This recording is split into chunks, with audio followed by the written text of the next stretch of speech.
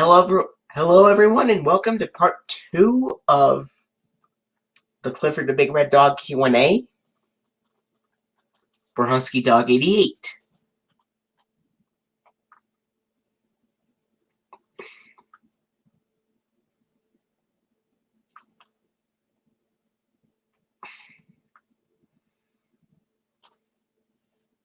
And,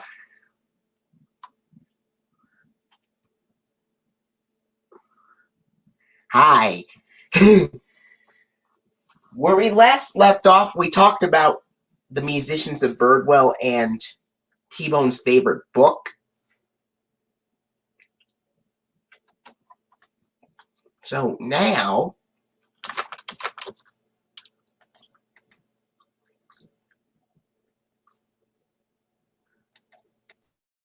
wow. Cuddle Clone. I've never heard of that before.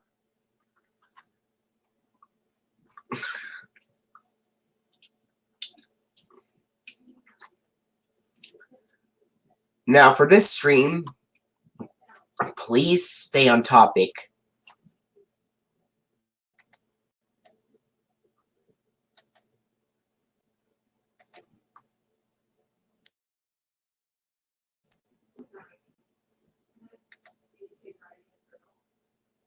So,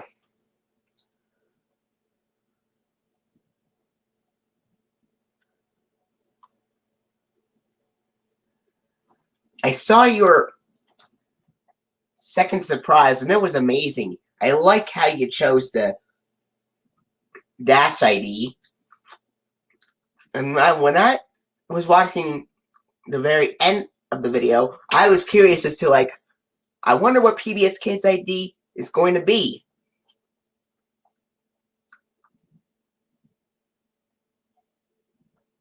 I'm sorry to hear that.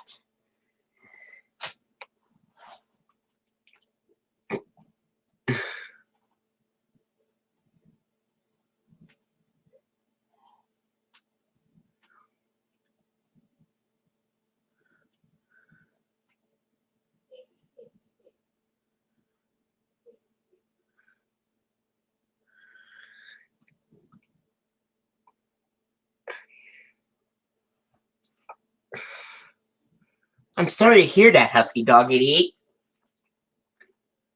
Well,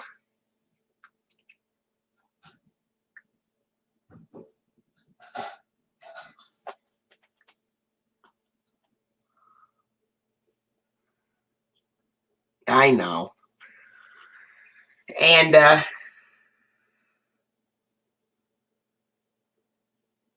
but luckily, he doesn't throughout the series.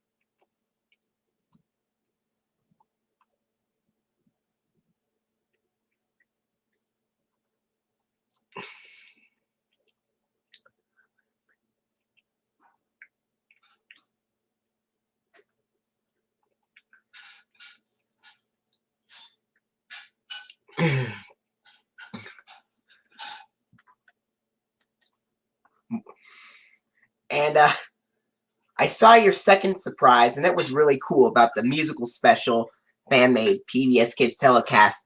And when I was watching the very end of the video, I made a guess that it was going to be, I wonder what PBS Kids ID was it going to be this time, because when I made it, it had the dot ID, but I like how you changed it to the dash ID to make it more fitting.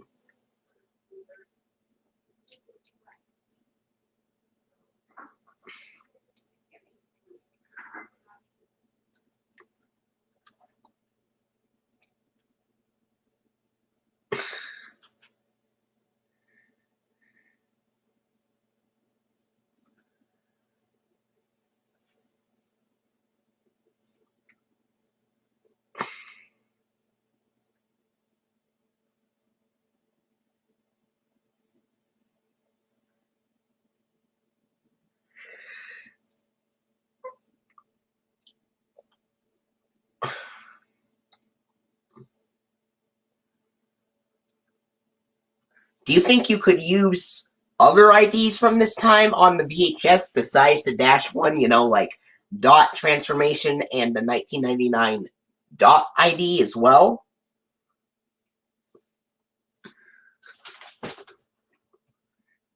And I thought Potluck Party Pooper would be a good choice because they do music in that episode.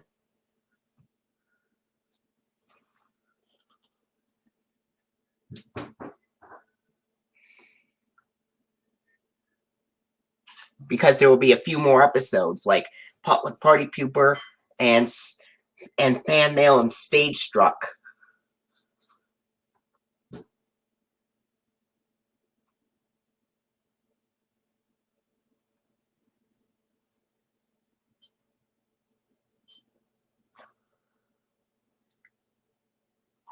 There are going to be 5 episodes on the VHS.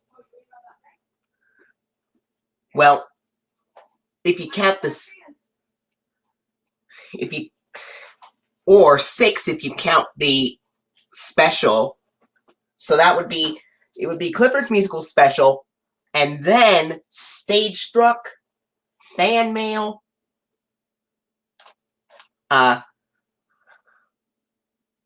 and then Potluck Party Pooper, and then Doggy Garden, and then Limelight Fright will be the last episode. What do you think?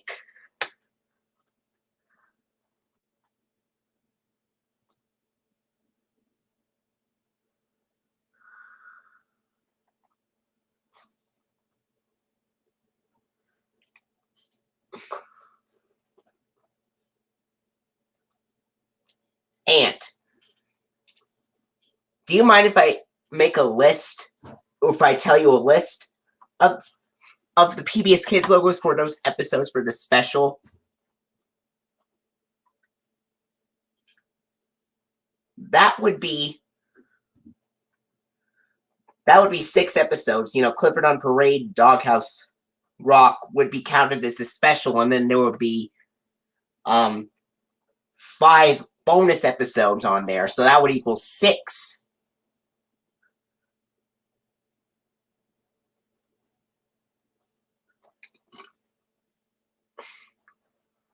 And the PBS Kids logo differs on each individual episode or special, because the special with Clifford on Parade and Doghouse Rock comes first.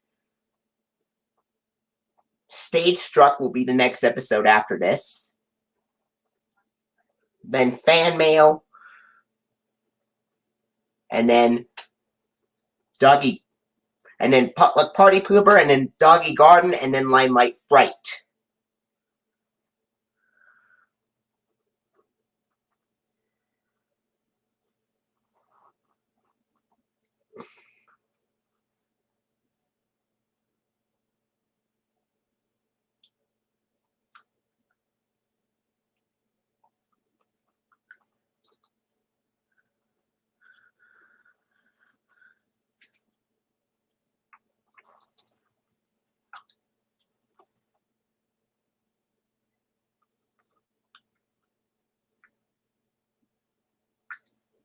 So what do you think?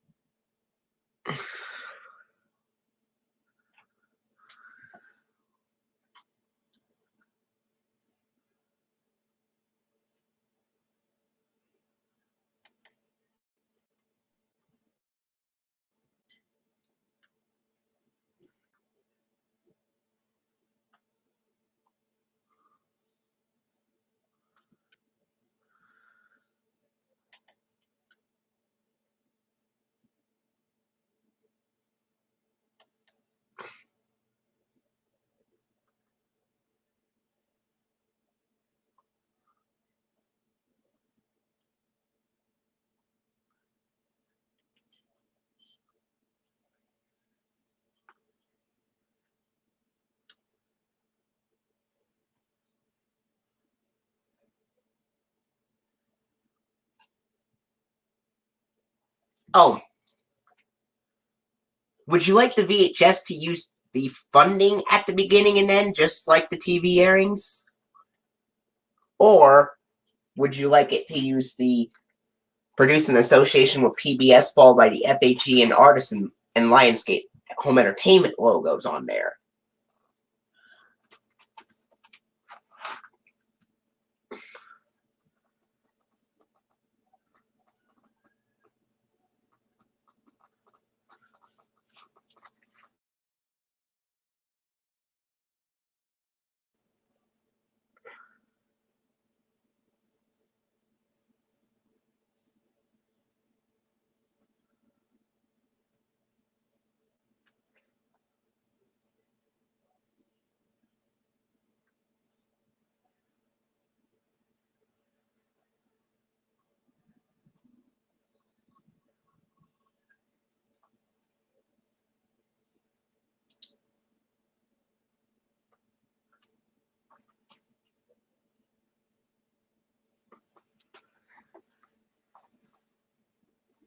And how would you like the end credits to play 3 times, with the last time listing 3 episodes on there instead of 2?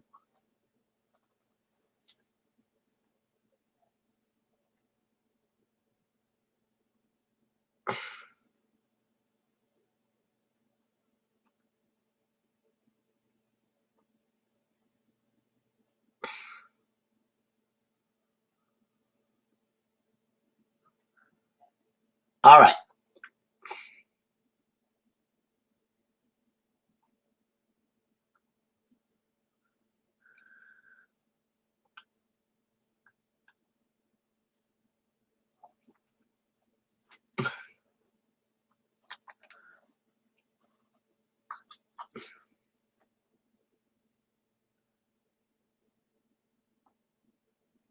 Alright.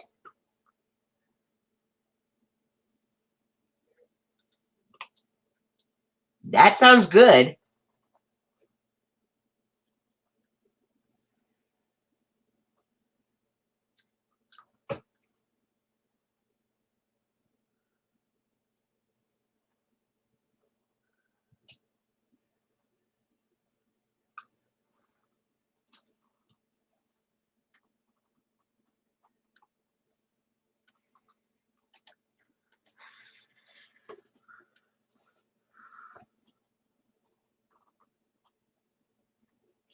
Alright. That would sound good. And, you know,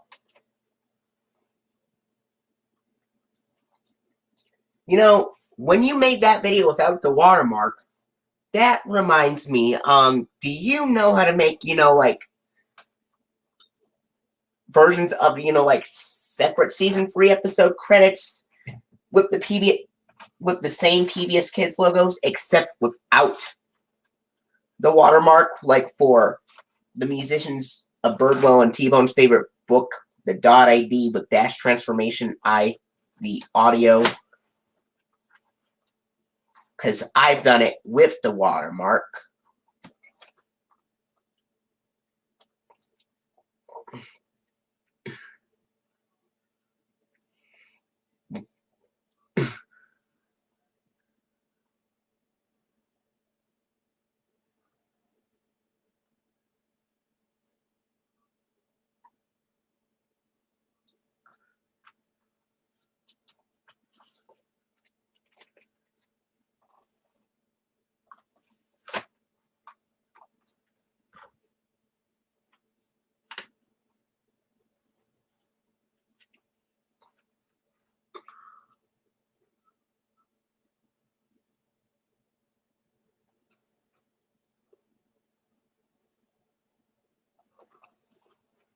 Wow.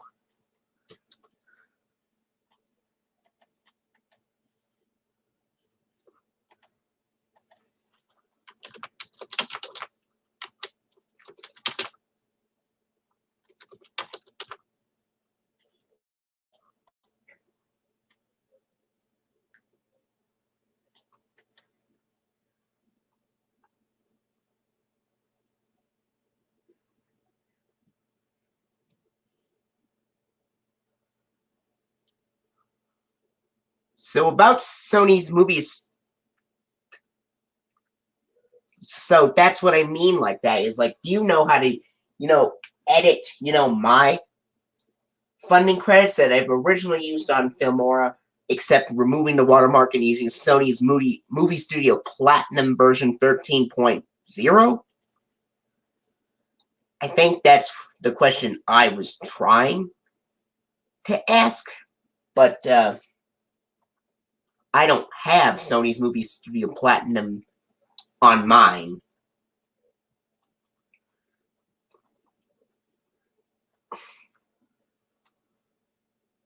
All right.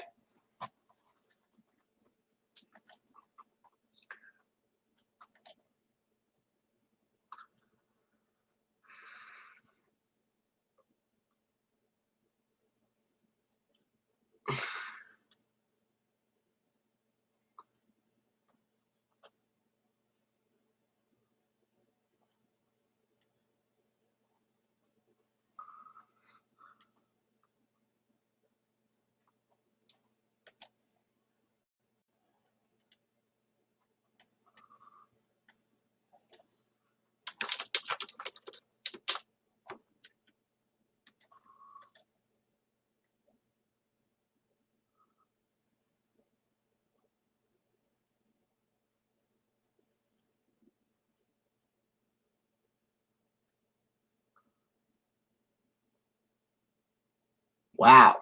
Real Player? Never heard of Real Player before.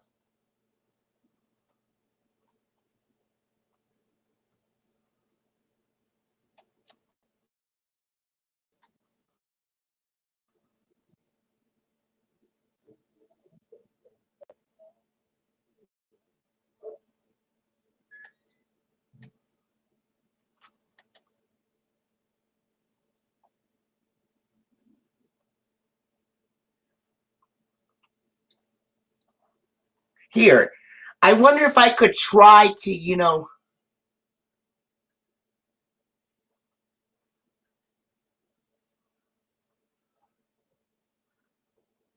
yeah, that's how you got the same funding that I used on my videos, huh?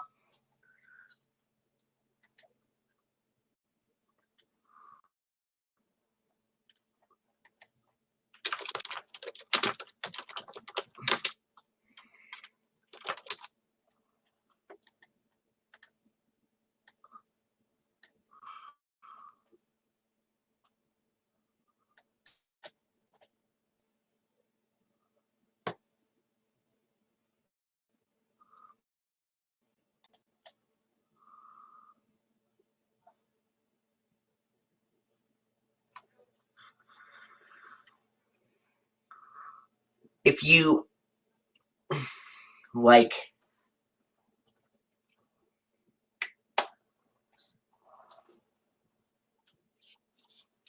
yeah, that's really cool how you did that.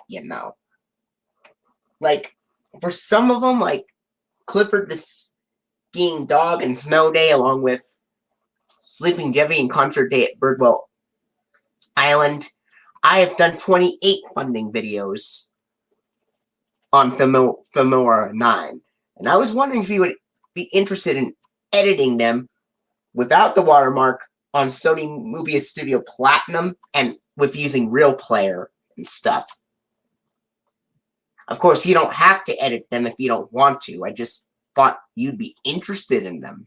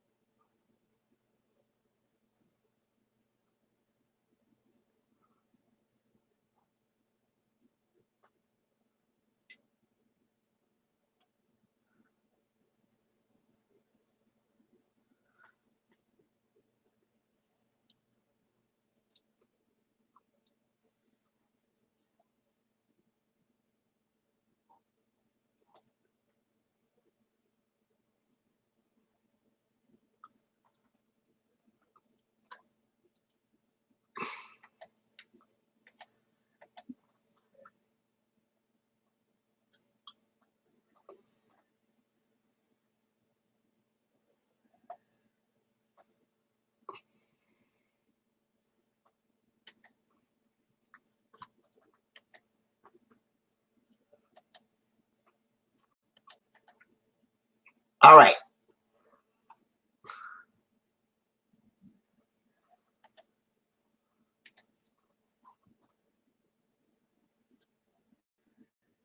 I have just downloaded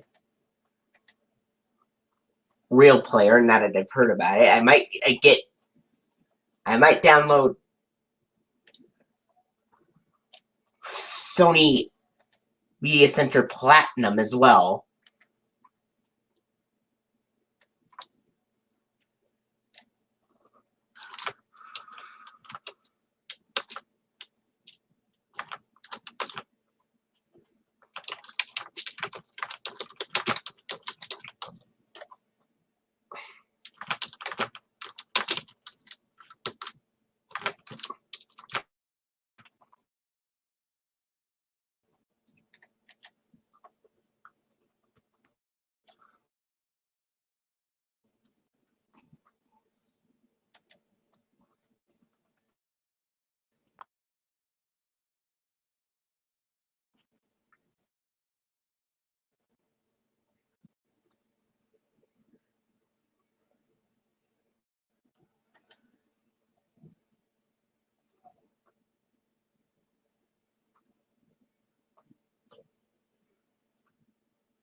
Alright.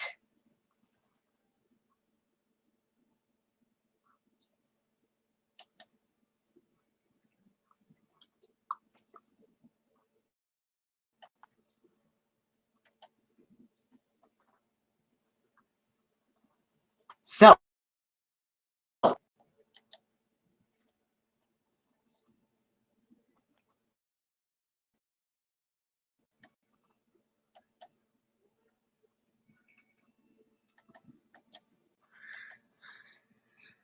how would you like TV airings of How Clifford Saves Christmas to actually use the Snow Globe ID at the end after the funding?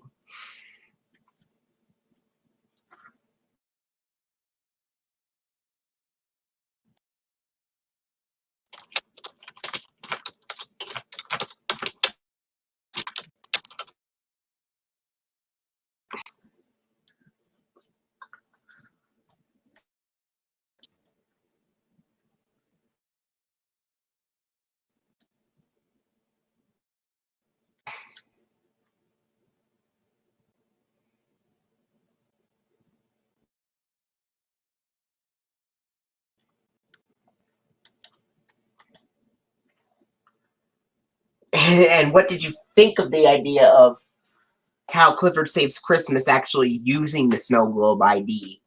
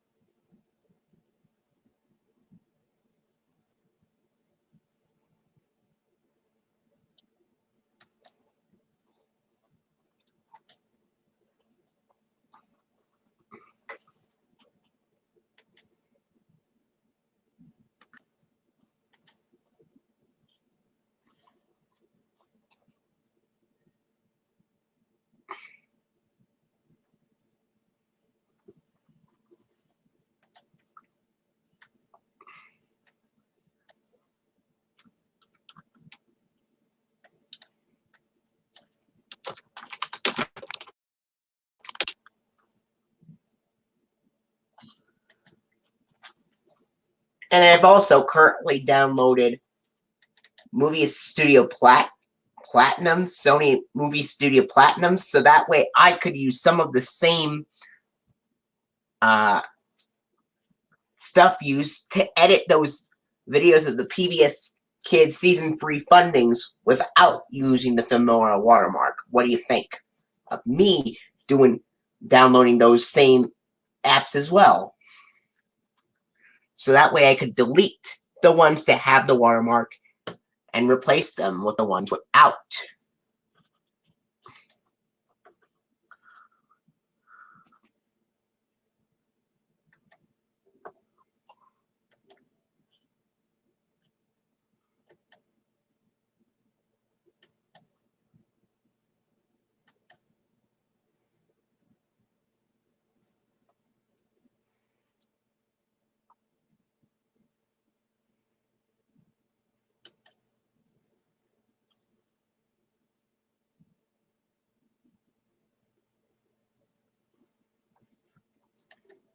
Now, one question. Is Real Player free, or did it have to cost you money to buy it?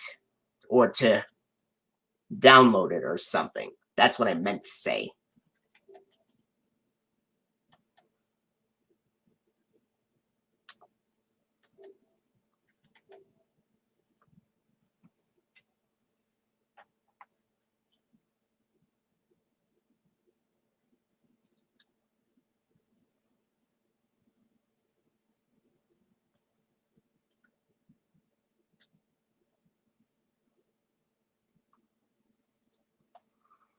Oh, okay.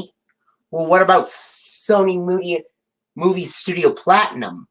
Was that free, or did that cost money?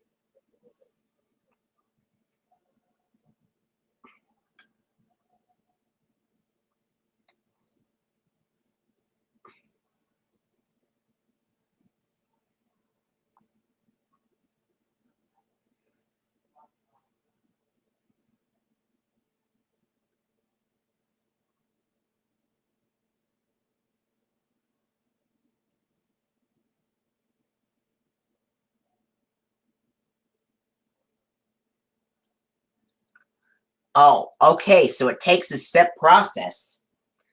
Well, I thought of the plot for Clifford Make Believes and Jeffy in the Cave. Let's imagine that Clifford Make Believes takes place after the events of Clifford the Pirate King. And in Clifford Make Believes, Clifford starts to meet a new dog named Barry. He is a chocolate lab pirate dog, voiced by Clancy Brown, who does Mr. Krabs. He invites Clifford to go on a scavenger hunt with Cleo, T-Bone, and the kids. And here's something interesting about the episode. You want to know what that is?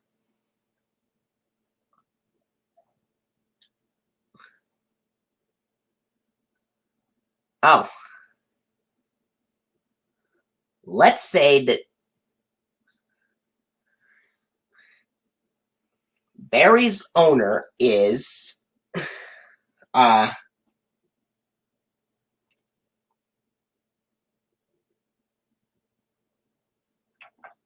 is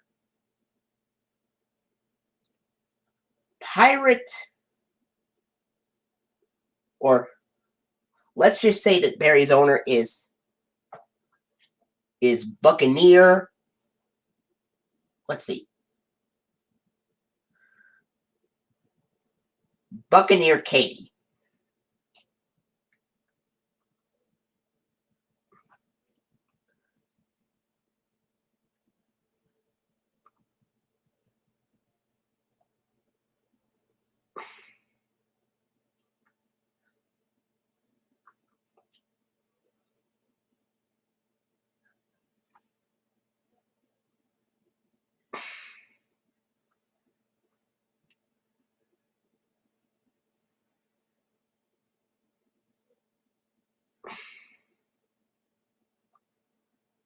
Oh, it's actually a herd.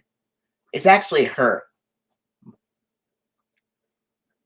Buccaneer Katie's a female name owner.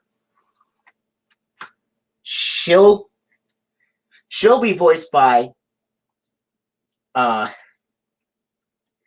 actors actress Jill Talley, who I believe appeared in Clifford's Puppy Days as well.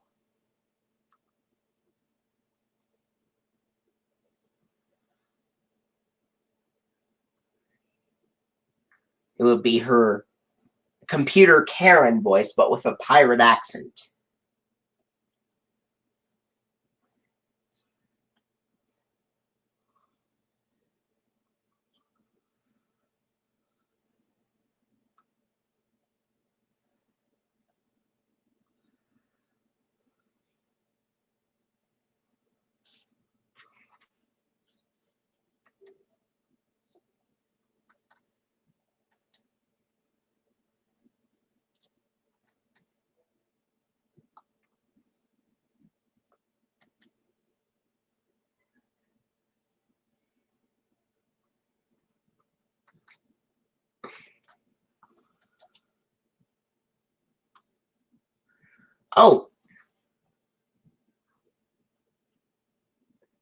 Samuel can be the owner.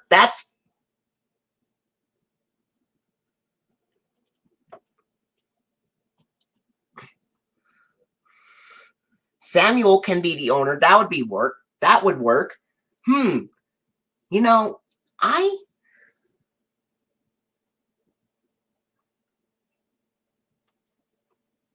was wondering if you could, like, make fan-made DVD versions of Arthur's birthday and Arthur's TV 3 weeks, since they were never released on DVD.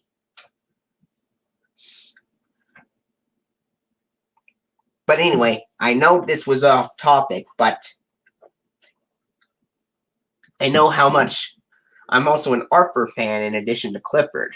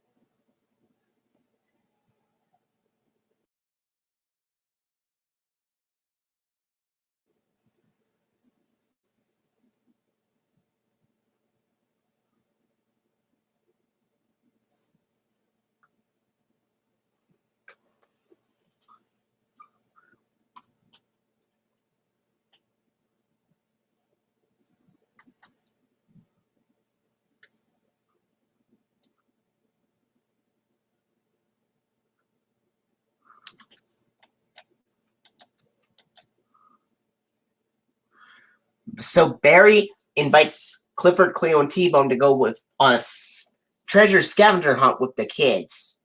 And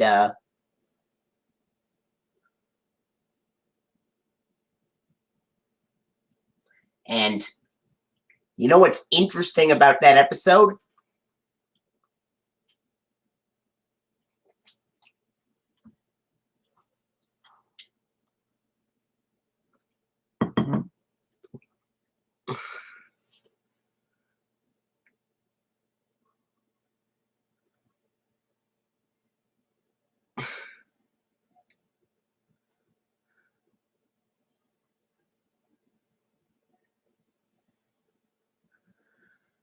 So, you know that red-haired girl with that pink shirt and that heart-shaped necklace on it? She appeared as a background character in episodes like My Best Friend from Season 1 and Wedding Bell Blues from Season 2.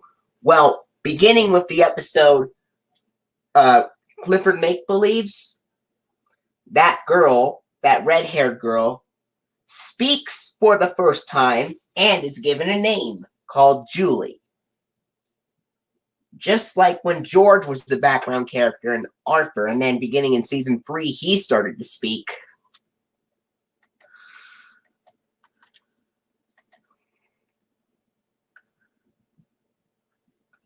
She would be voiced by none other than Andrea Libman, who did Emmy and Dragon Tales and Pinkie Pie and Fluttershy in My Little Pony franchise.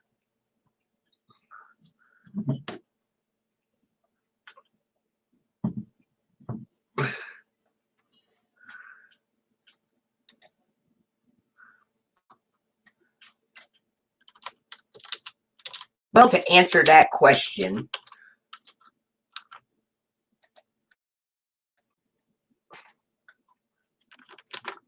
Julie can be seen here in this trailer that I've worked on. And she is sitting on the left side of Charlie.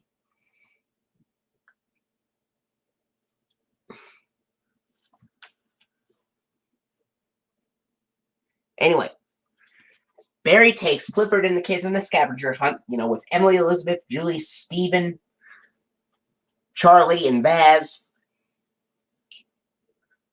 and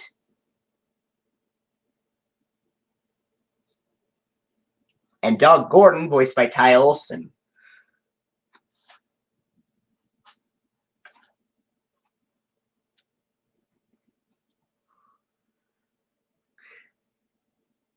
And then they go on a treasure hunt to find fruits and vegetables.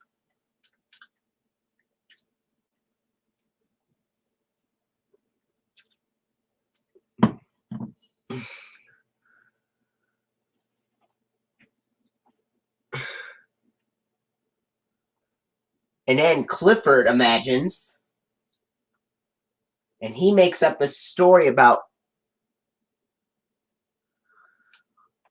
well, a green medium-sized Labrador. You said that Thomas was a green Labrador. Well, Gordon is actually the green Labrador. Thomas is green, but he's actually a green greyhound. Like, I remember I told you about this like a long time ago. Thomas is basically like the green version of Mac. And Gordon is the green medium-sized Labrador.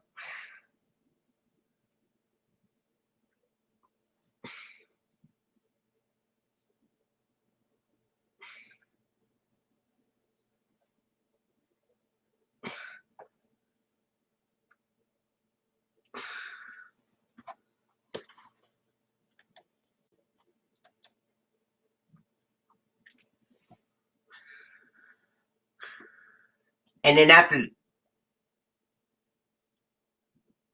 yeah, that's what I'm saying.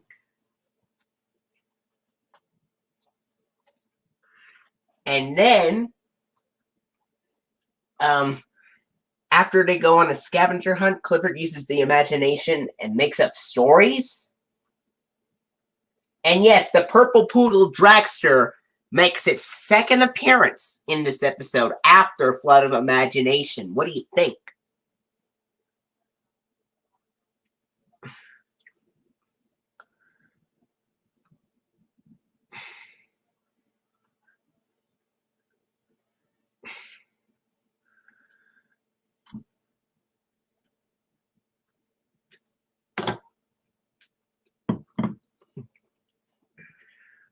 And then this is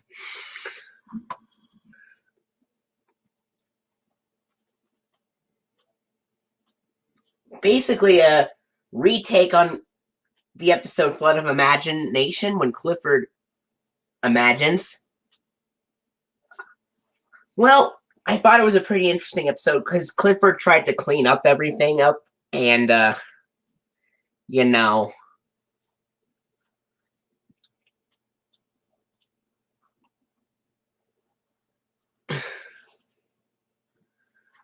this time Barry would drive that car instead of Clifford.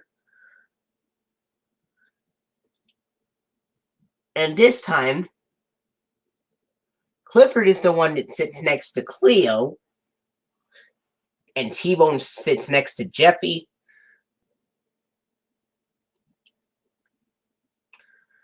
And they imagine if they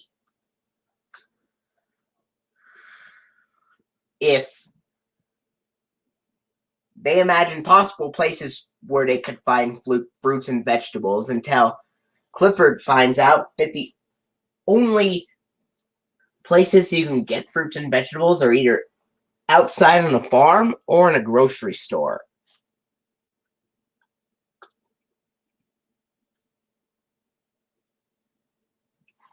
And then they go to the Birdwell Island grocery store and talk about what food they want to eat. And then they get all really hungry. And then after they eat something, They are really... Well, because... Well, let's just say because Barry ate too many tummy yummies and just wants to eat healthy. So that's why he chooses fruits and vegetables.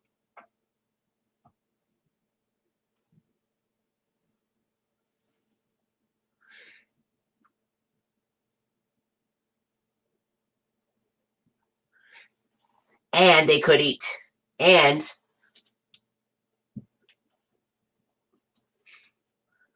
well, that's true.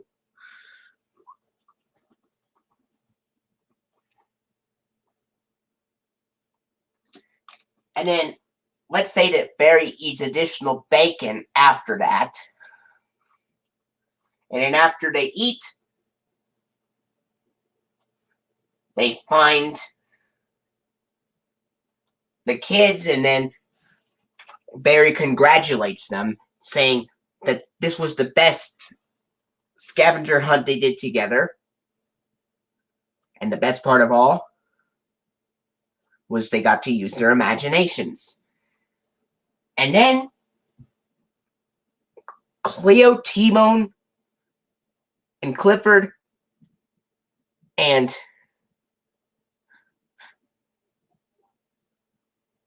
Emily, Elizabeth, and Charlie all start laughing, thus ending the episode. All right, ready to hear what's going to happen in the episode Jeffy in the Cave?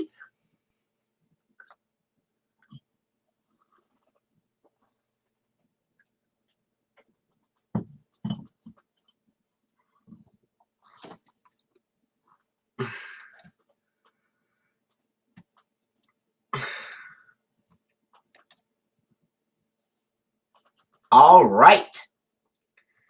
So, in Jeffy in the Cave, let's say that Jeffy starts to go to the library to pick out a book about all kinds of dinosaurs and prehistoric creatures.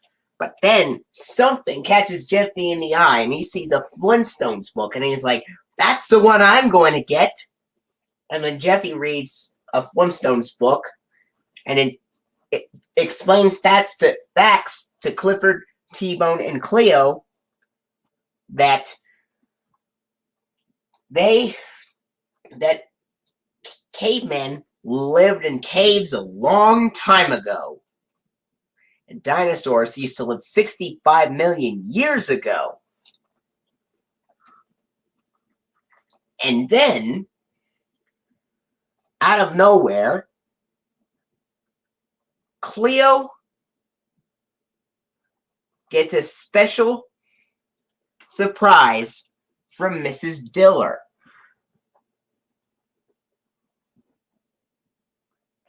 Which is a poodle that looks like Cleo but has a green bow called Chloe, who is supposedly a couple of years younger than Cleo.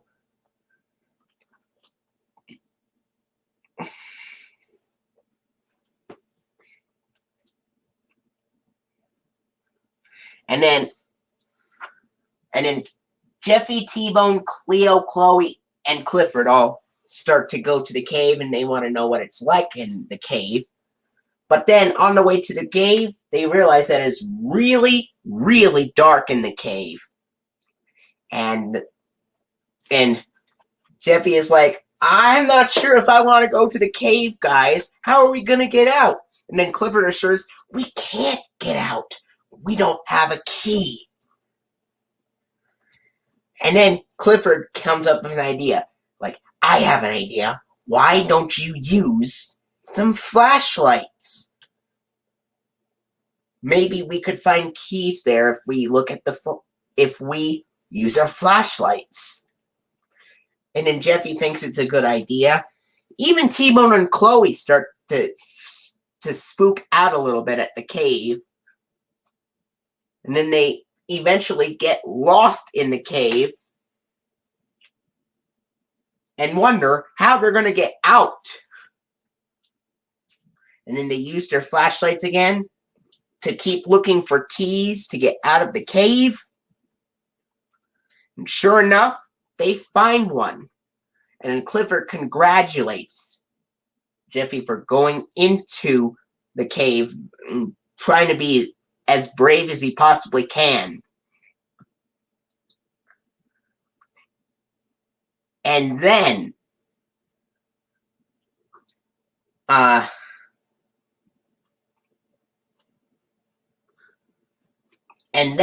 they finally get out of the cave and go back home, causing Cleo, T-Bone, and Jeffy to start laughing, ending the episode.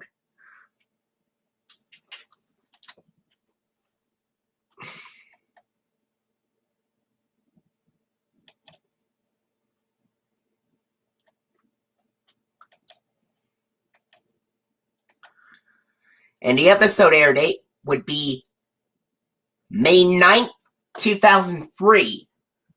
And the PBS Kids ID that would be used in that episode, I chose the Dash Transformation one in particular. Because Jeffy checks out a book about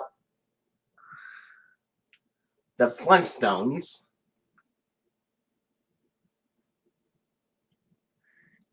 And then Jeffy reminds them, oh, yeah.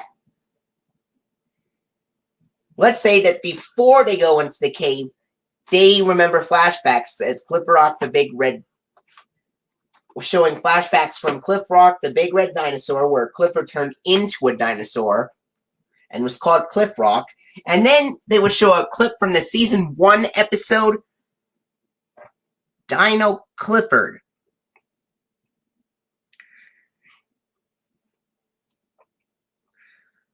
And how would you like Emily Elizabeth to briefly appear in that episode, wearing that same caveman outfit from Boo and Dino Clifford?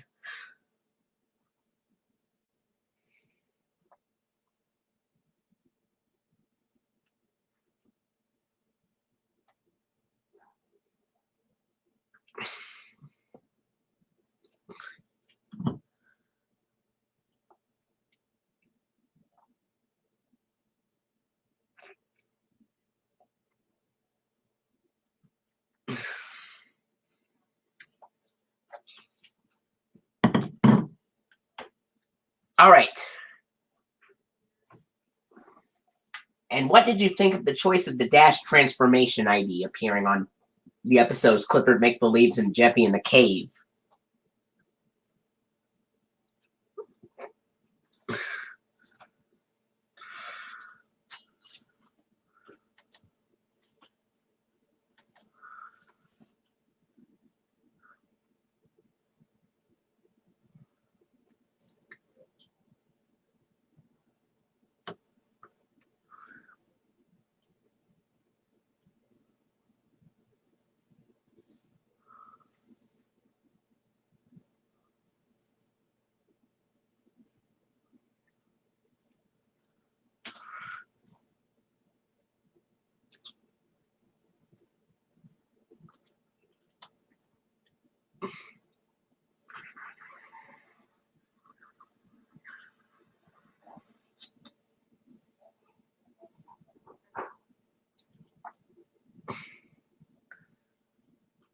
Okay, now we're going to talk about Season 3, Episode 6, which is Sleeping Jeffy and Concert Day at Birdwell Island. First, we're going to talk about Sleeping Jeffy, in which in the episode Sleeping Jeffy, the episode would start off with a very exhausted Jeffy, where Jeffy explains that he has been doing all sorts of running and exercises, that he did not get enough sleep, and he really wants to go to sleep, but he's having a hard time doing that. Clifford tries to think of some ideas to possibly get Jeffy to go to sleep, And first, Clifford tries to tell them a story about Sleeping Jeffy in a parody of Sleeping Beauty. But after Clifford tells him the story, Jeffy is still having a hard time falling asleep. Then they try singing Rockabye Jeffy in the Treetop to the tune of Rockabye Baby.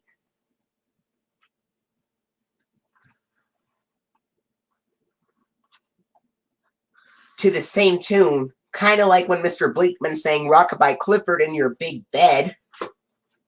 We'll have Clifford go Rockabye Jeffy in your sweet bed.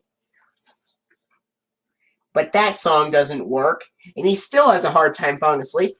Finally, Mary comes in and plays Brahms' Lullaby on the piano, and that's what causes Jeffy to finally drift off to sleep.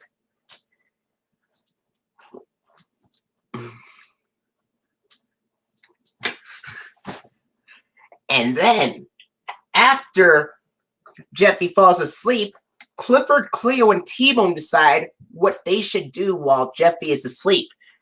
And then Clifford remembers that it's Emily Elizabeth's birthday today. And so, Clifford, Cleo, and T-Bone decide to go to Emily Elizabeth's birthday party because he wants to make it as special as possible just by keeping Emily Elizabeth company. At Emily Elizabeth's birthday party, first they would play a couple of games, and then they would read the story that Emily Elizabeth wrote for her birthday, and then they would sing. They would have a birthday cake that given to Emily Elizabeth, and they all sing "Happy Birthday to You." Then they watch Emily Elizabeth open up presents.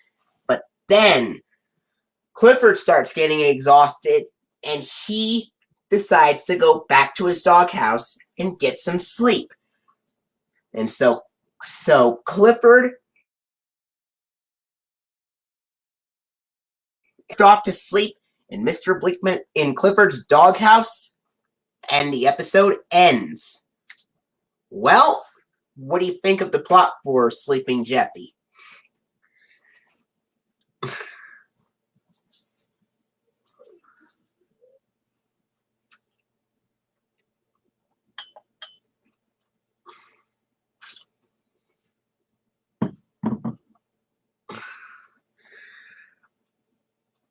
Now we're going to talk about Concert Day at Birdwell Island, which is the second half of episode 6.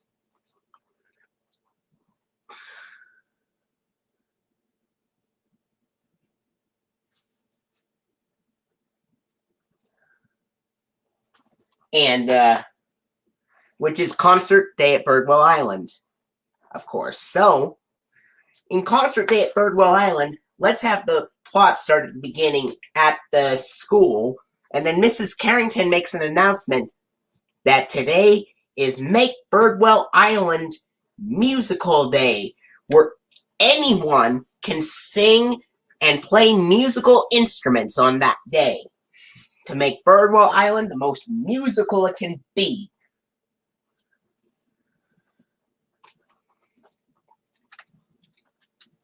After the bell rings, Emily Elizabeth then takes Clifford to his doghouse, and then Clifford,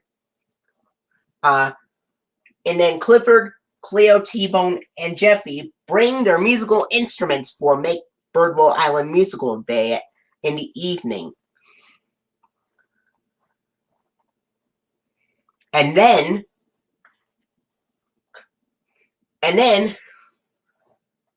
Clifford gets an idea.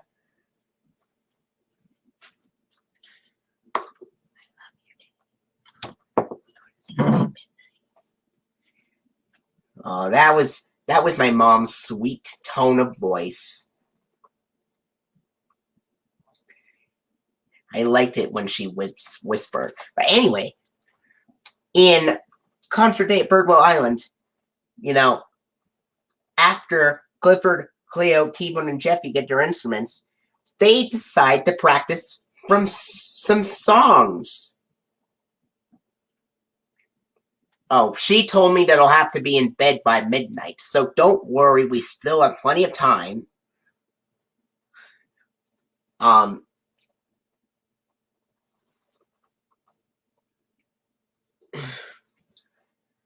anyway, after Clifford, Cleo, T-Bone, and Jeffy get their instruments for concert day at Birdwell Island, for musical Birdwell Island Day, then they decide to practice some songs. And then later in the day, yes, they do play the Clifford the Big Red Dog theme again as the first tune. Then they play some recognizable tunes like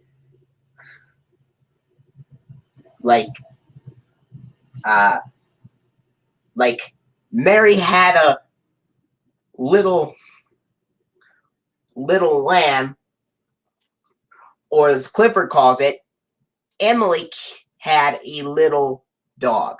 Yeah, in the key of F major would work.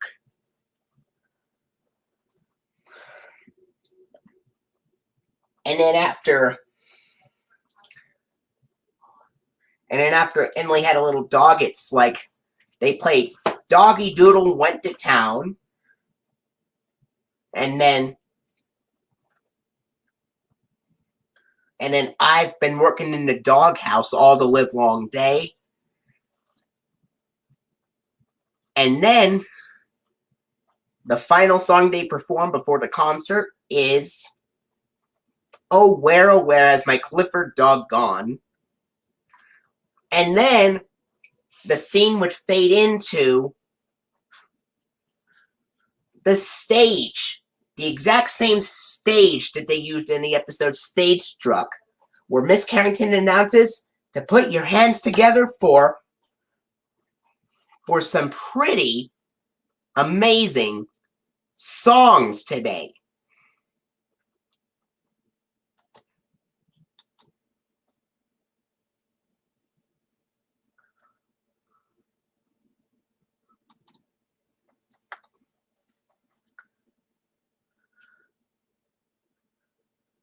Yeah. And then after Miss Carrington's announcement, you would hear that Emily Elizabeth's first song in the concert would be called Shells on the Beach from the game Clifford the Big Red Dog Musical Memory Games. And then the song that plays after this is the song Baking Makes My Whole Heart Want to Sing, sung by the baker, played by Cameron Clark. And then the song after that is Charlie, who sings We Ride the Rolling Waves. And then the last song they do before the grand finale is the song Move Your Feet to the Mambo, also from the Clifford Musical Memory Game CD, except that in the episode Concert Day at Birdwell Island, instead of Jetta singing Move Your Feet to the Mambo, it's instead Vaz singing it.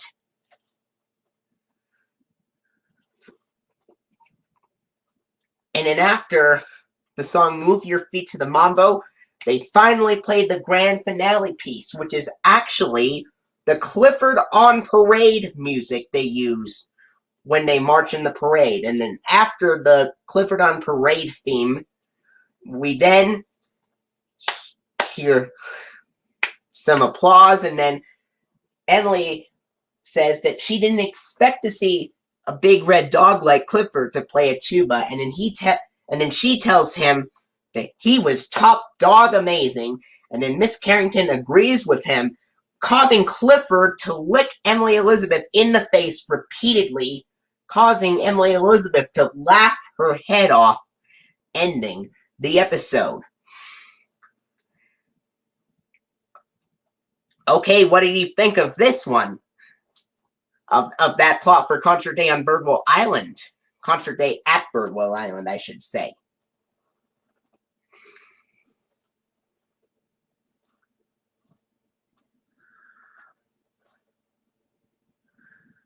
Now, you want to know the air date and the PBS Kids logos that would be used for Sleeping Jeffy and Concert Day at Birdwell Island? Well, when they start practicing their tunes, or they march up to the screen, they run up to the screen before they play parodies of classic nursery rhymes.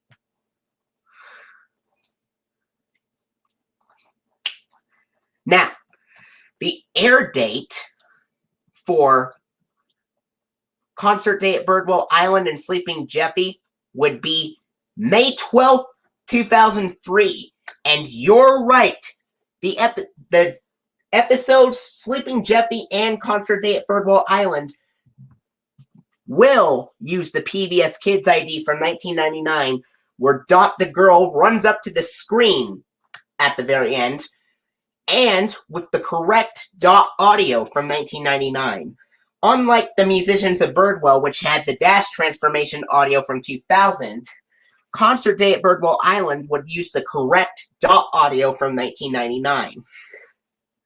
And what did you think of the Dot ID appearing on Sleeping Jeffy and Concert Day at Birdwell Island?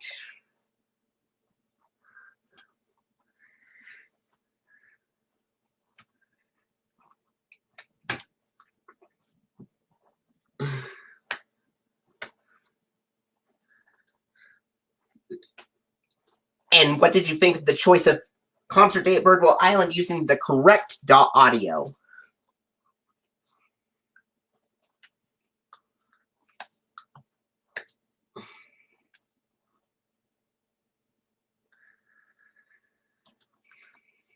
The air date would be May 12th, 2003, just like I said.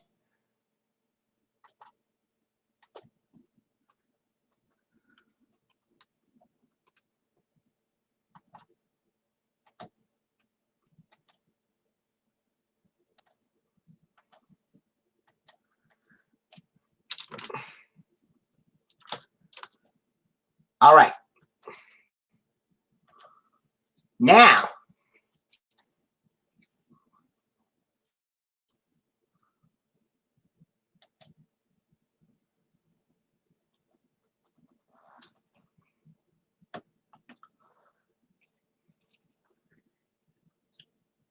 well, yeah. But Concert Day at Birdwell Island would use the Season 3 funding, which is actually an alternate version of the Season 2 funding. It's basically exactly the same as the Season 2 funding, but instead of Cleo's voiceover, it's Evan's voiceover, because Orlando Brown also appears in Season 3 of Clifford the Big Red Dog, and he voices Percy.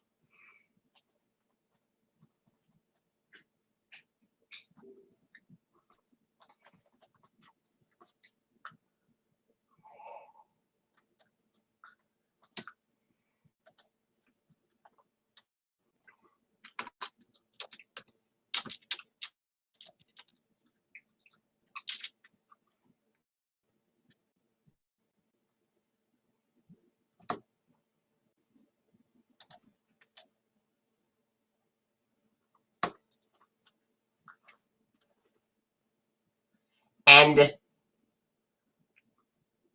Evan is a character from Clifford's Puppy Days.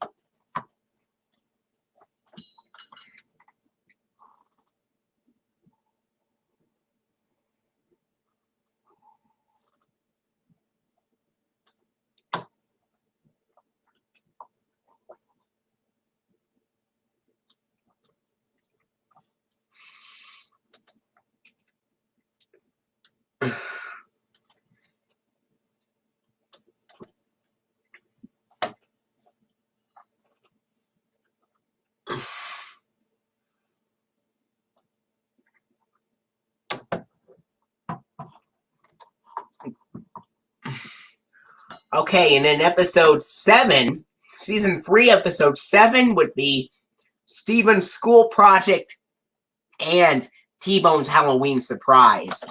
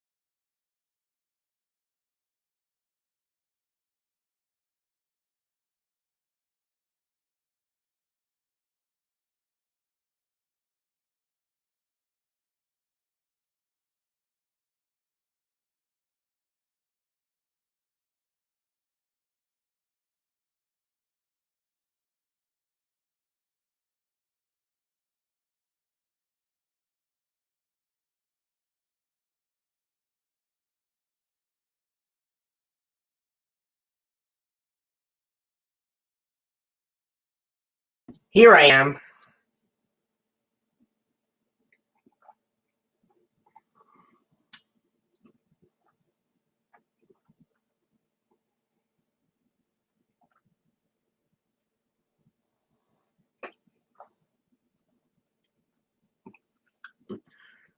I accidentally closed Firefox down, so that's why the screen blacked out.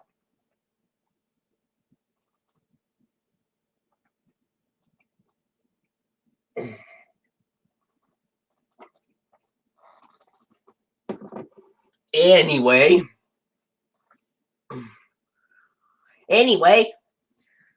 the next episode 7, would be Steven's School Project and T-Bone's Halloween surprise.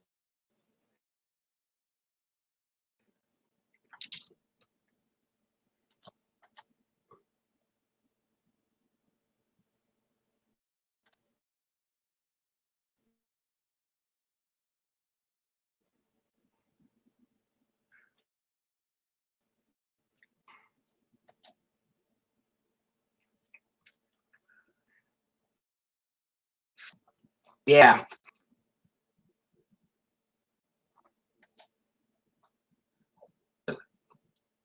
And for Steven's School Project, here's the plot I thought of.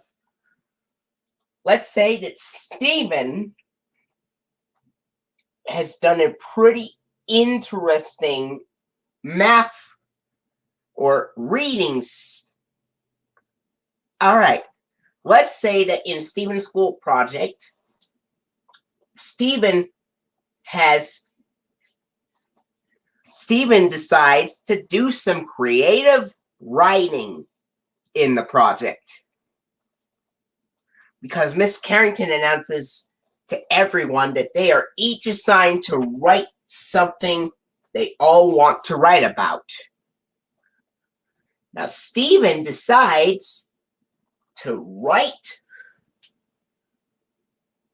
a project or type of project about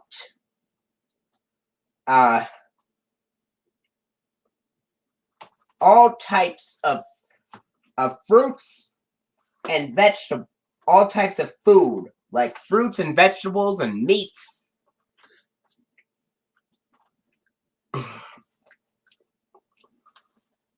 And junk food, even.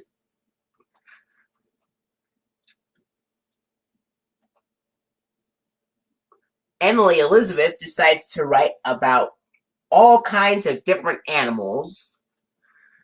Charlie decides to write about how the weather changes, and Vaz wants to write about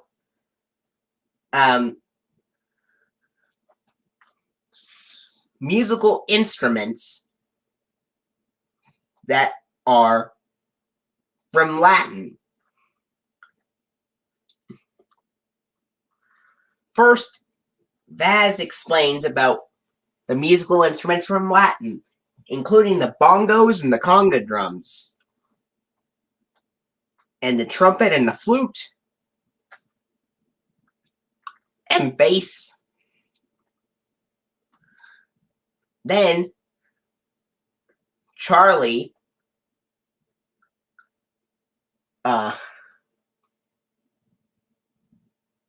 writes about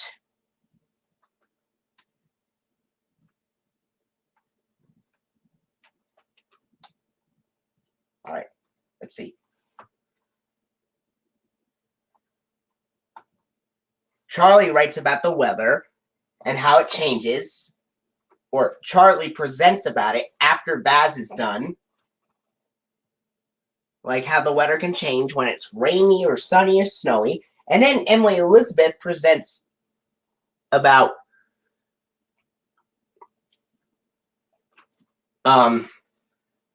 different types of animals. Oh, and I was also going to have Mary write about something as well. Let's say that Mary writes that Mary would present something about what it's like to have different flavors of ice cream. So Mary writes about different flavors of ice cream after Emily Elizabeth is done presenting about animals. And then after Mary, finally it's Stephen's turn to present about all types of foods, like fruits and vegetables and junk food and proteins and meats. And then, after Stephen is done, Miss Carrington congratulates them for all working so hard at presenting and writing about their topics. And as a reward, Miss Carrington rewards them with having salmon, which is a type of fish they eat, and some fries.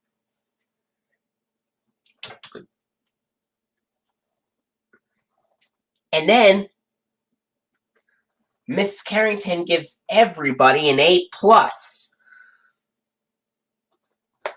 And then Stephen shows the report card to his dad, and he is impressed.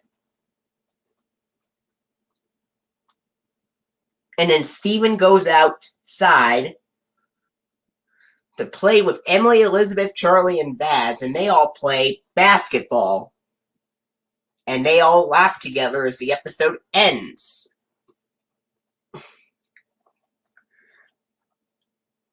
Okay, what were your thoughts on the plot for Stephen's school project?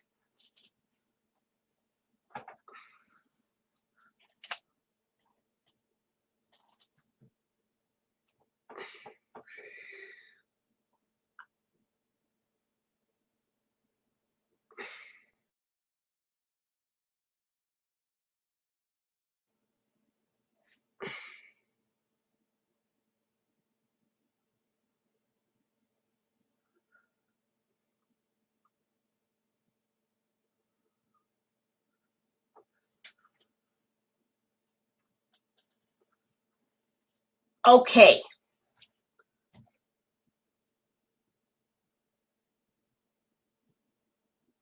Now we're going to talk about T-Bone's Halloween surprise.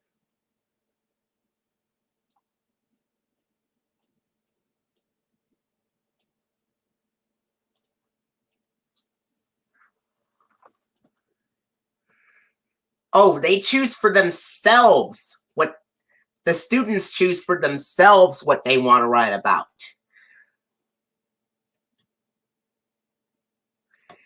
And as I was saying before, after presenting their projects, Miss Carrington each gives all the students salmon, which is a type of fish they eat, and some fries. And you know what PBS Kids logo I'll be talking about after I go through episode 7. So stay tuned for that. Now we're going to talk about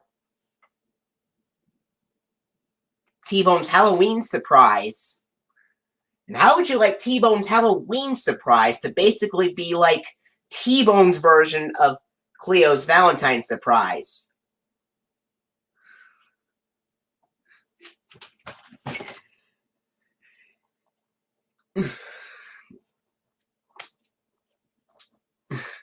So, basically, for T-Bone's Halloween surprise, I'll look at... So be prepared, there may be a little...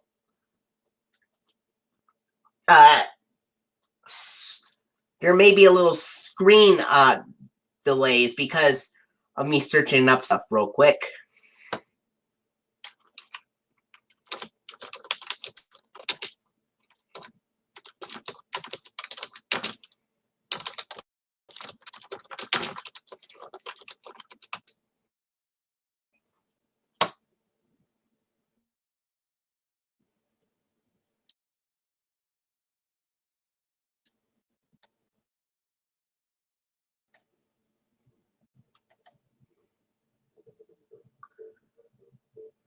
Yeah, they do go to Samuel's restaurant to get the salmon and the fries. This is the second time they eat fries, or this is the second time that eats fries. The first time that happens is Clifford on parade. Did you notice that?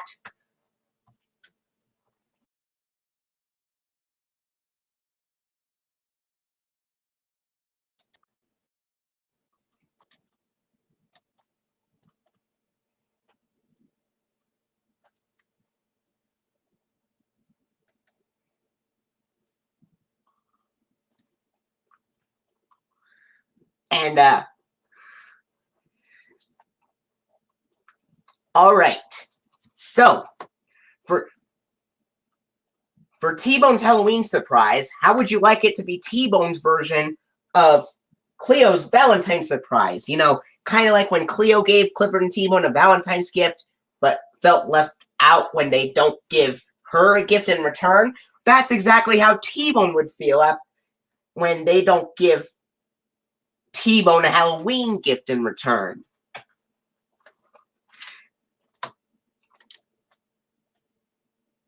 And KC will also appear in T-Bone's Halloween surprise, just like he did in Cleo's Valentine's surprise.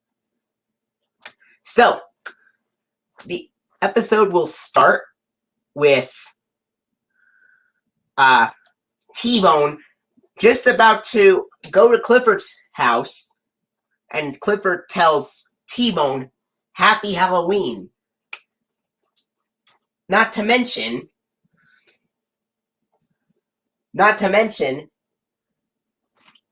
T-Bone asks where Clifford got that humongous bone shaped like a ghost. And then Clifford tells him that Emily Elizabeth gave it to him. And then later, T-Bone goes over to find some... Jack goes over to try to hunt for some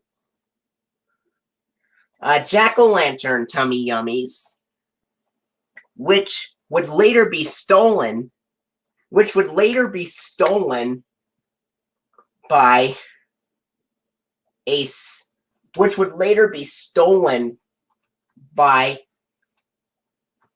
a frog, just like, or made it seem like it was stolen when it wasn't. And then they try to find some people in the neighborhood. Emily Elizabeth will make a cameo in that episode, and as well. And then Casey appears, asking T-Bone what he's doing, and then T-Bone's like, I'm looking for Valentine, for Halloween. I'm looking for Halloween surprises to give to Clifford and Cleo. And then they keep looking and looking for things. And Clifford and Cleo search all over for T-Bone, and Cleo's like, we won't have time to play Super T-Bone if we don't find him soon. And then Clifford finds these magnifying glasses and is like, maybe these will help us find him. And then Clifford asks him, do you see him? And then Cleo's like, nope, not yet. And then they finally go to T-Bone's house. Or to the backyard of T-Bone's house. And then they go over to Mr. Bleakman's yard, where Mr. Bleakman makes a special Halloween treat for T-Bone and the other dogs to eat. Albeit Mr. Bleakman doesn't speak. They go over to Mr. Bleakman's yard, and then Alec Baldwin, and then Spookly appears on, and then Spookly would say, hey, you're just in time to the Halloween party in Mr. Bleakman's yard. That's when Spookly appears in. And then Spookly decides to go trick-or-treating to every house, including Emily Elizabeth's house, Steven's house, Charlie's house, and Vaz's house. And then when they're done trick-or-treating, they each get a Halloween treat. And then T-Bone gets disappointed and is like, didn't give me any Halloween surprise at all. Because even after I gave them some Halloween surprises to give. I don't understand it.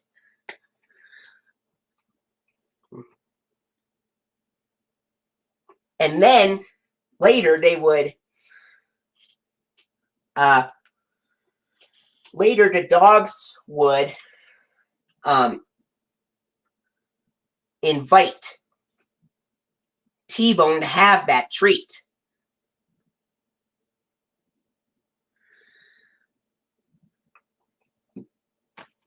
Yeah, they would call Spooky the ghost. They would call Spooky the ghost dog of Birdwell Island. Even though he's referenced in the episode Boo, we don't actually see him until T-Bone's Halloween surprise.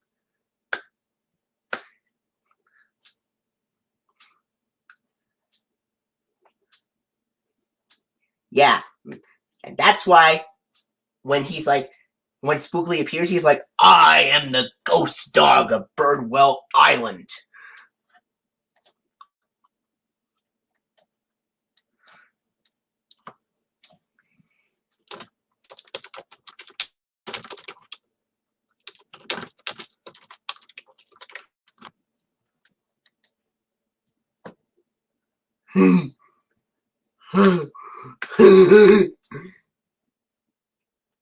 He is black.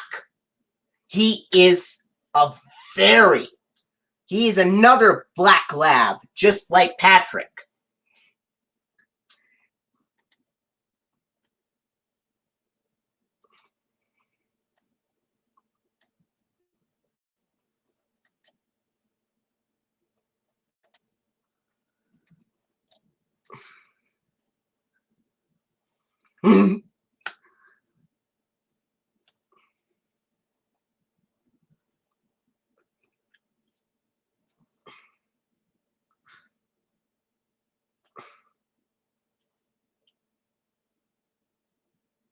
Yes. Yes, he is. And he is voiced by Alec Baldwin. Take a look.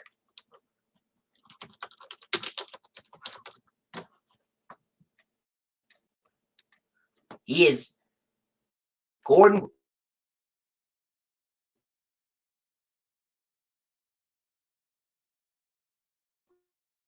Or his. And how would you like his voice to be? Dog Birdwell Island. Using that same tone of voice Alec Baldwin used when he narrated season 5 episodes and imitating Gordon the Big Engine's voice as shown here. You're just in time for the Halloween party.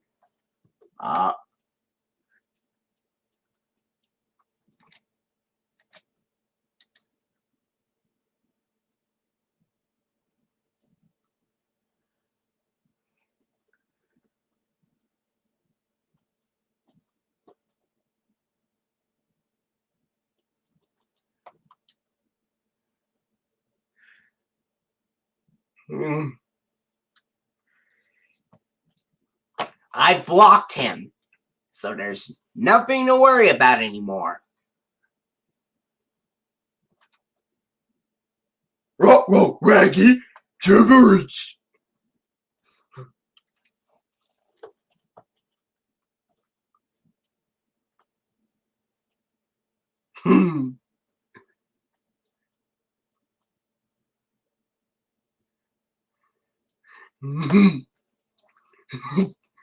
Well, I blocked him, so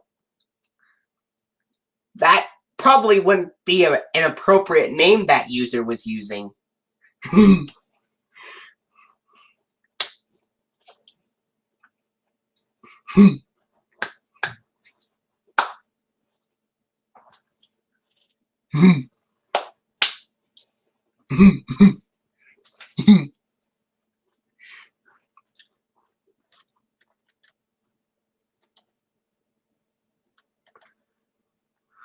Well, what did you think of the link I sent that Alec Baldwin could use for his spooky voice? It's basically his voice he used for Gordon when he narrated season 5 episodes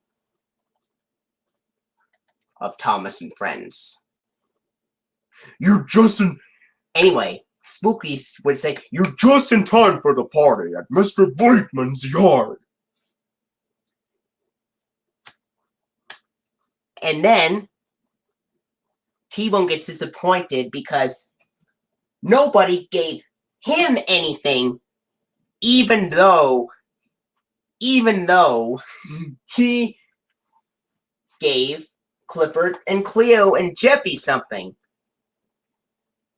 for Halloween. They didn't give T-Bone anything, which makes him really disappointed and like, I don't understand it.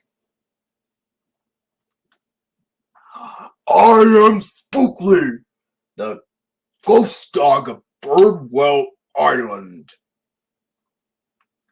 Well, what did you think of the link I sent that we could use, for like Spookly's voice? He would use that same tone of voice he used for Gordon when he narrated season 5 episodes of Thomas and Friends. And what did you think of the tone of voice for him?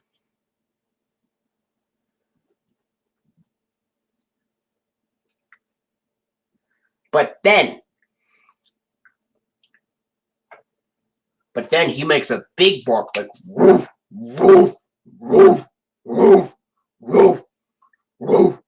And that bark causes Steven to get scared and run away. And then Steven comes back laughing and I'm like, just kidding. And then T-Bone is like, that's what Halloween is all about. Scaring people and not giving them treats. And then Spooky is like, exactly. And then T-Bone is like, would you like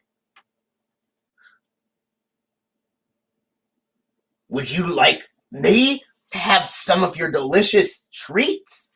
And then T-Bone is like, absolutely. And then T-Bone is like, that's what I call a really, really, really happy Halloween. And then he, Steven, and Clifford, and Emily Elizabeth all start laughing. thus ending the episode. Now, the air date would be on May 13th, 2003, and would use the 2002 PBS Kids fishbowl idea at the end.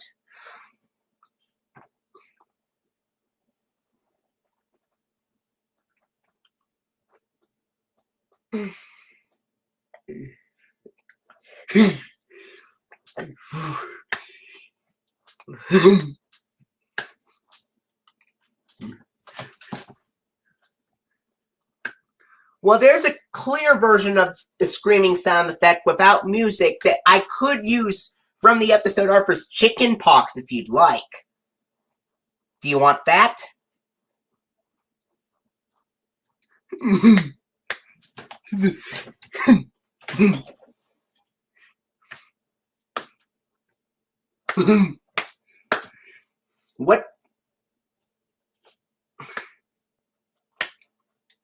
What did you think of what did you think of Steven screaming after hearing Spookly's big bark? And what did you think of Spookly being a black lab? And how would you like Spookly to have orange stripes compared to Patrick, who is just a black lab without any stripes?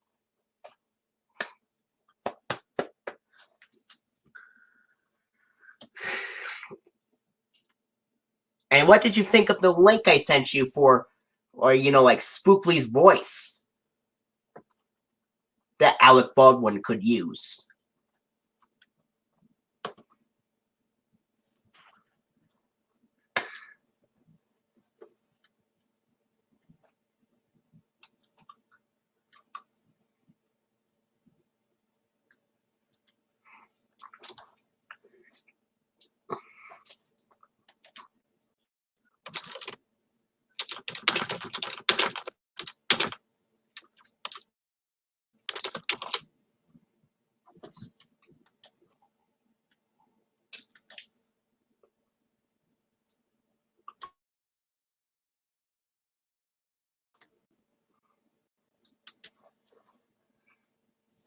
So, so what were you saying? Yeah, that would work for.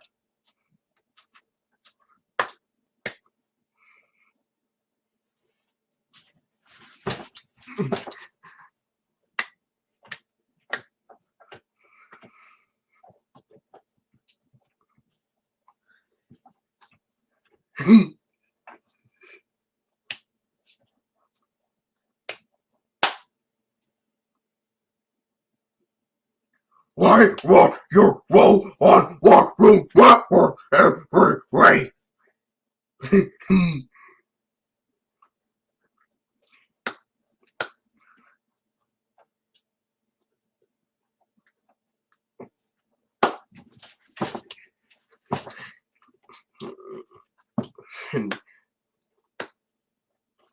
All right. Now we're going to imagine season 3, episode 8, which is The Wizard of Dogs and Cleo in Wonderland.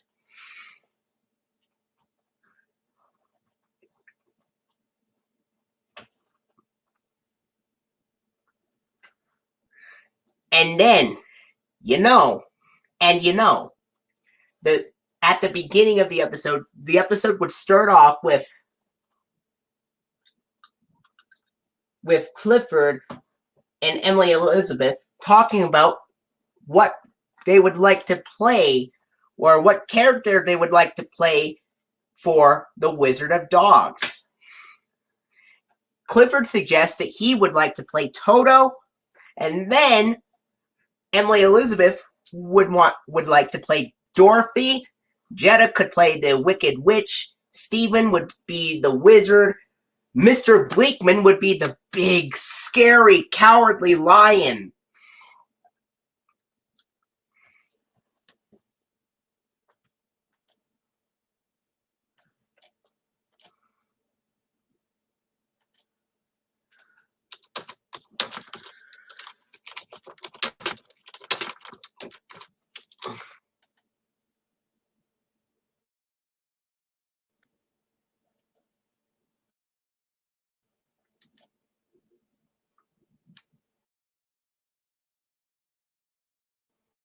the Tin Man. Actually, you know what? Vaz would play the Tin Man, and Charlie would be this. And Charlie would be the Scarecrow.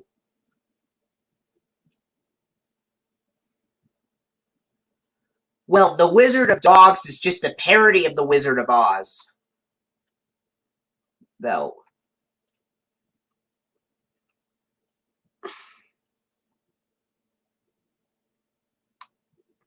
But sure, he could still break the fourth wall and give the offer.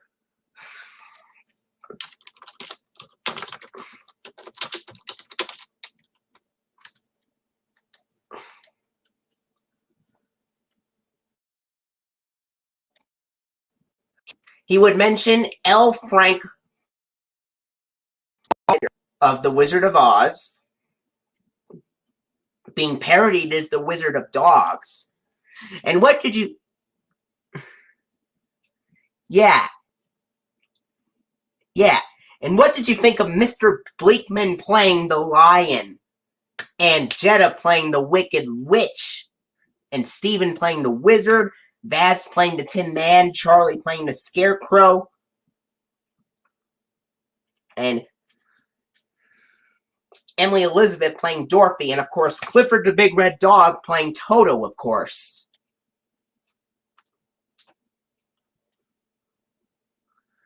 Oh, and let's... Wow, that's cool.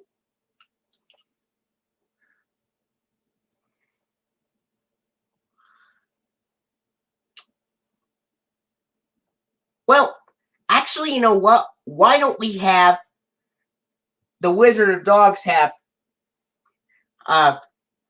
Emily own, or Dorothy own 2 dogs. Toto and... Toto can be T-Bone then. T-Bone can play Toto. I have an idea. Maybe T-Bone could play Toto. And Clifford could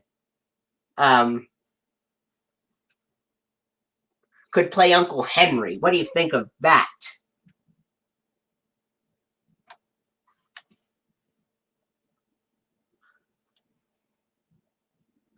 And Clifford will narrate the story as well. But what were your thoughts on Jetta being the Wicked Witch? And Mr. Bleakman being the Lion?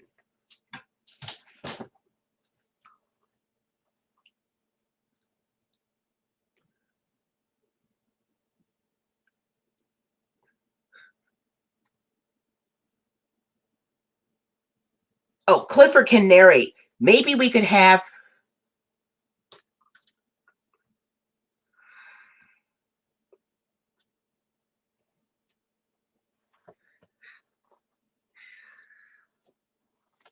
Maybe we could have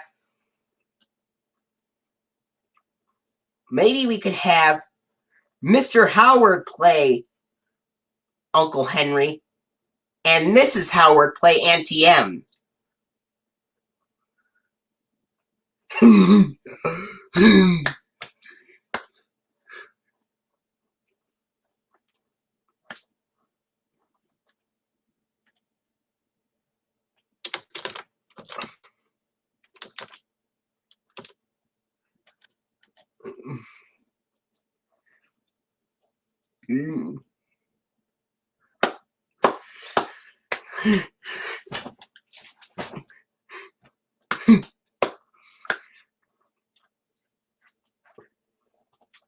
And in The Wizard of Dogs, Emily Elizabeth doesn't actually cry. Instead, she's actually pretending to, because she's playing the role of Dorothy. Oh. And how would you like...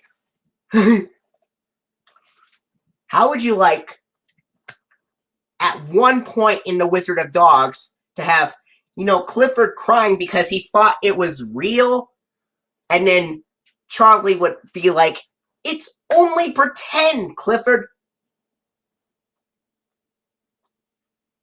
Just like in Clifford and the Beanstalk.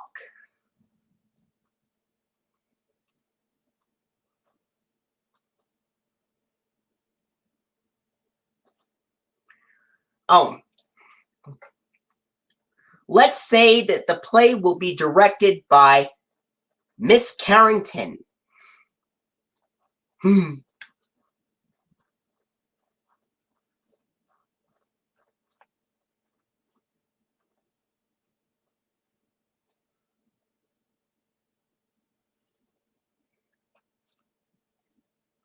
So what did you think of that scene of Clifford crying happening again in The Wizard of Dogs? Because Clifford thought it was real, kind of like when he did it in Clifford and the Beanstalk. And Charlie keeps going, "It's only pretend, Clifford."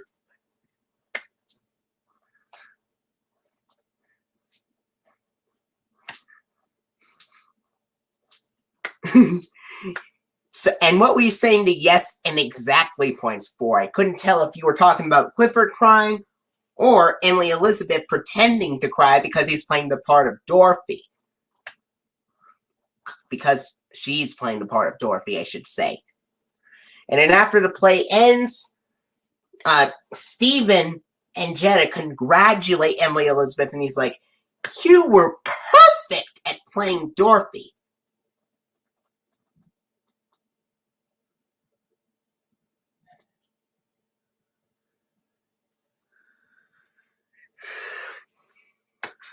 And then Emily Elizabeth would be like, "You made a great witch, Jetta." Like, "You make a great witch, Jetta." And then Emily Elizabeth would be like, "I think the real star of the show is the narrator himself, Clifford, the big red dog."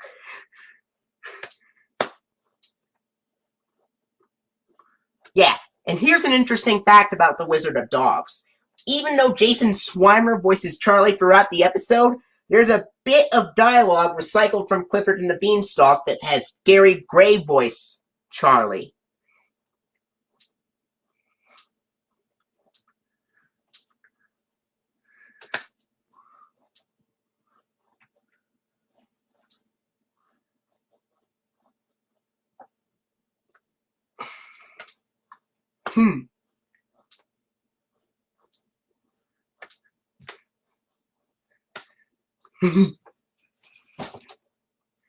All right.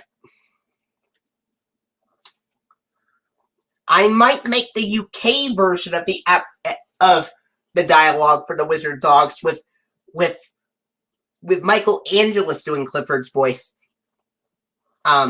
Because I have used Michael Angelis' voice on Uberduck for Clifford's voice in the UK beginning in season 3.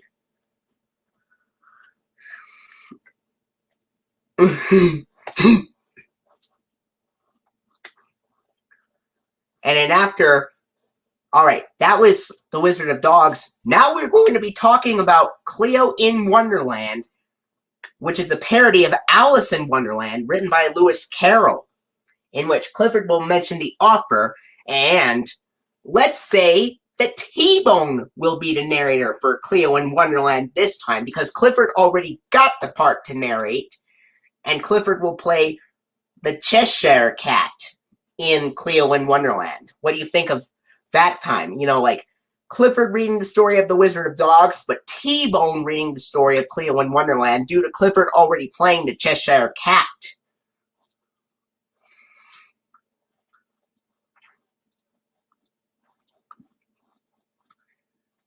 And then Jeffy could play the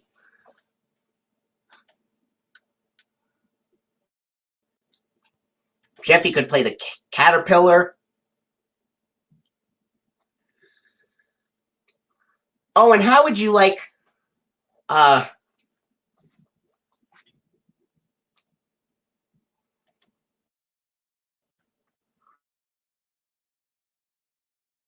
well, in costume and dress up as a fake cat? and make a big costume. Make a big Cheshire Cat costume for Clifford, for him to fit in.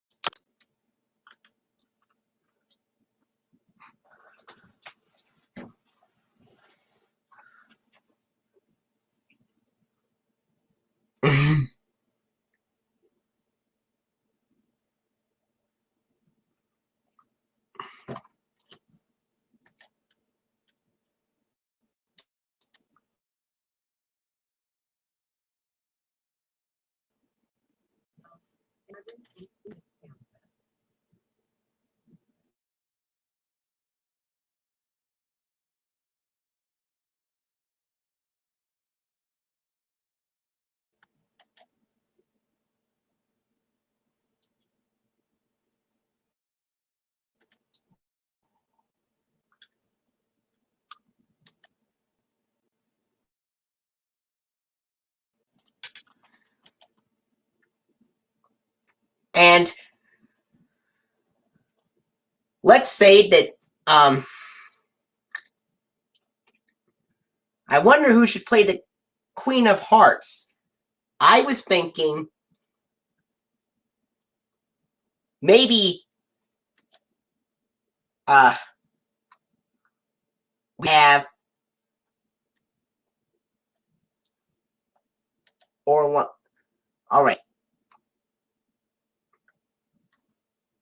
Maybe we could have Jetta play the Queen of Hearts,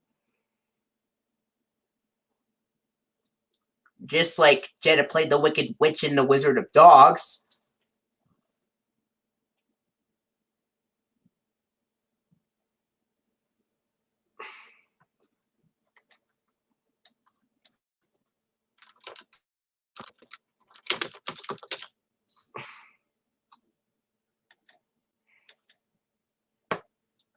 Yes. He's like, oh, whip their head!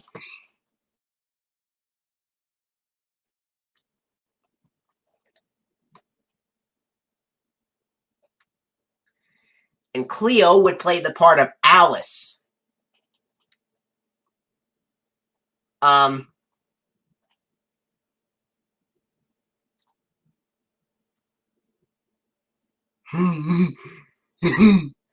Language, Cleo!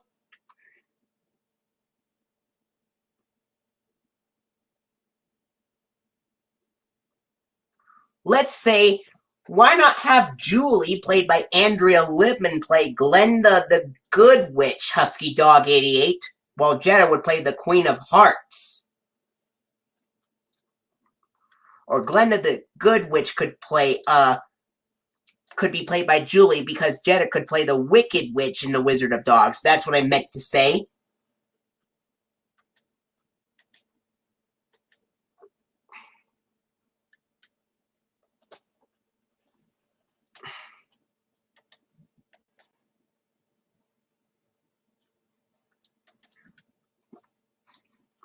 And Gordon and Chloe will just...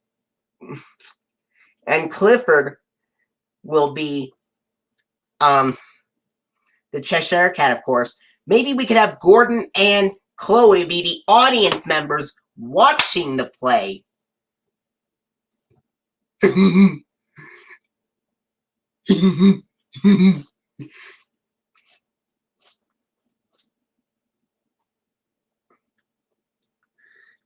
So what did you think of Gordon and Chloe being the audience members in Cleo in Wonderland?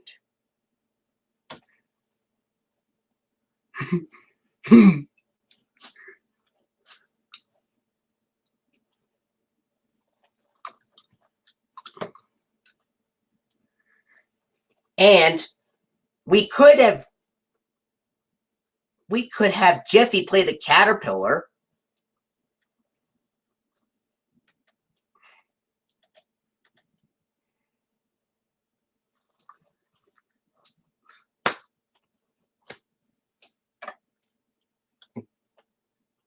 And then after the play, of Cleo in Wonderland is done, Clifford congratulates Cleo for playing the part, and Miss Carrington congratulates everyone for playing their part. And then and then they walk back home, and then they go back to Cleo's front yard, and it's like, did you see the audience clapping and cheering at the end of the play? Wasn't it exciting?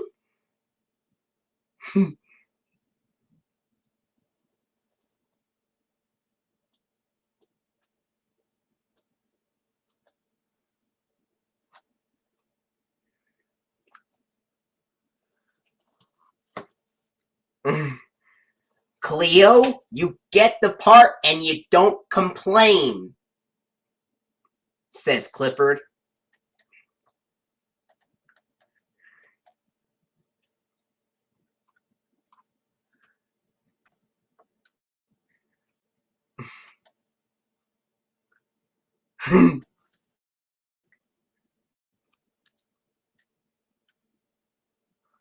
And why not have...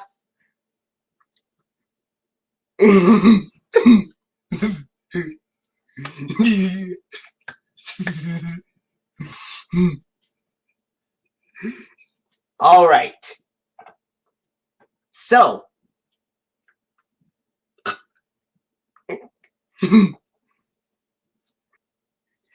So we could have Emily Elizabeth play the doorknob, then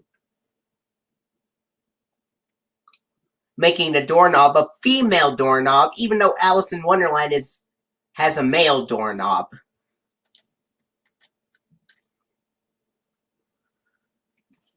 And we'd have Tweedledee and Tweedledum voiced by Steven and Vaz. What do you think?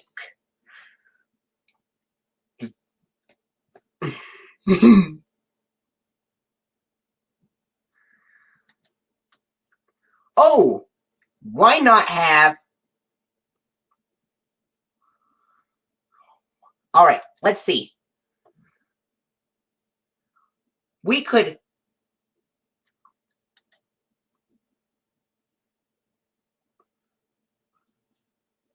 have Percy, played by Orlando Brown, play the March Hare.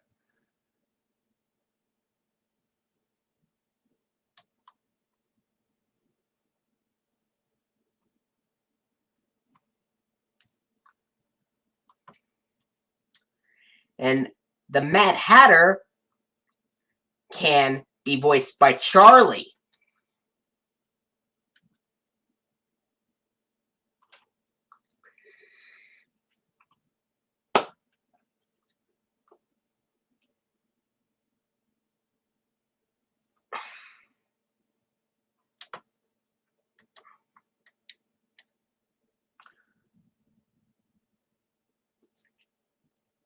And we could have Mrs. Bleakman play the Rose, and Mr. Bleakman play as the King of Hearts in there.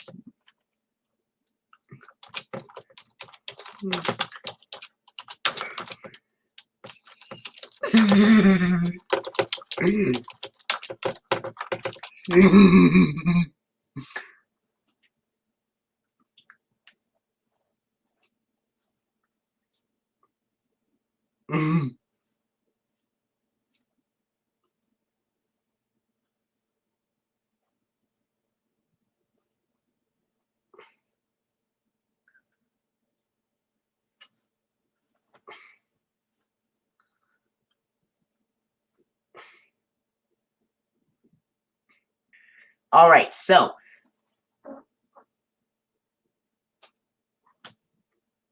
after the play ends, Gordon and Chloe congratulate Cleo along with Clifford.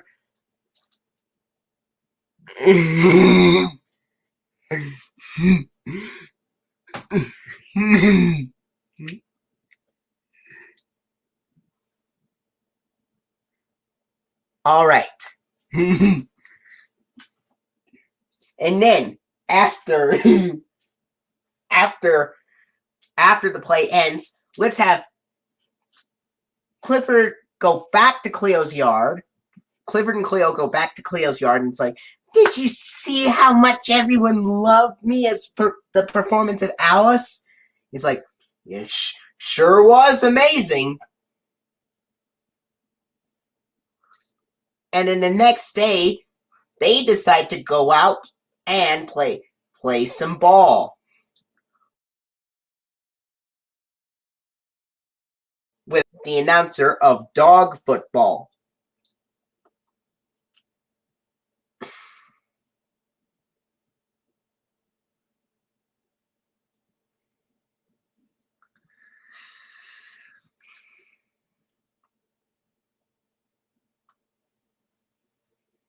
And this episode would air on May 13th, 2003, and this episode would air on May 14th, 2003, and would have the PBS Kids ID from 1999 where Dash the Boy thinks about something,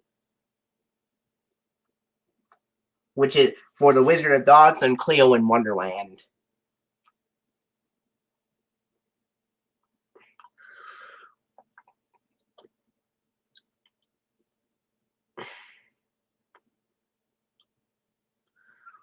Well, because in both episodes, Miss Carrington has to think about who gets to play each part before Miss Carrington finally decides it the next day.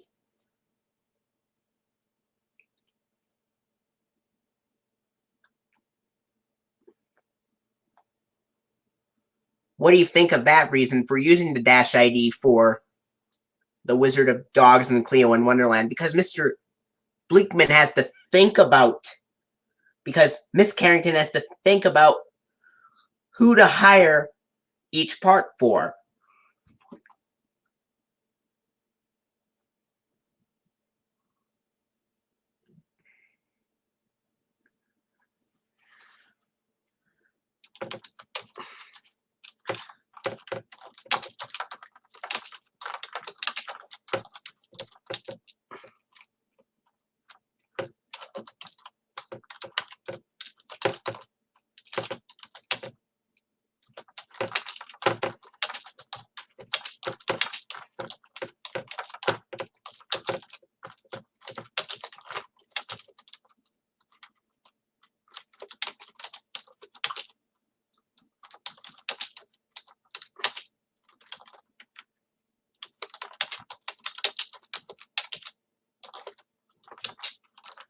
I'm going to think of one more before we end this stream, and that is Season 3, Episode 9, Clifford Visits 8 Simple Rules. But save the best for last, folks.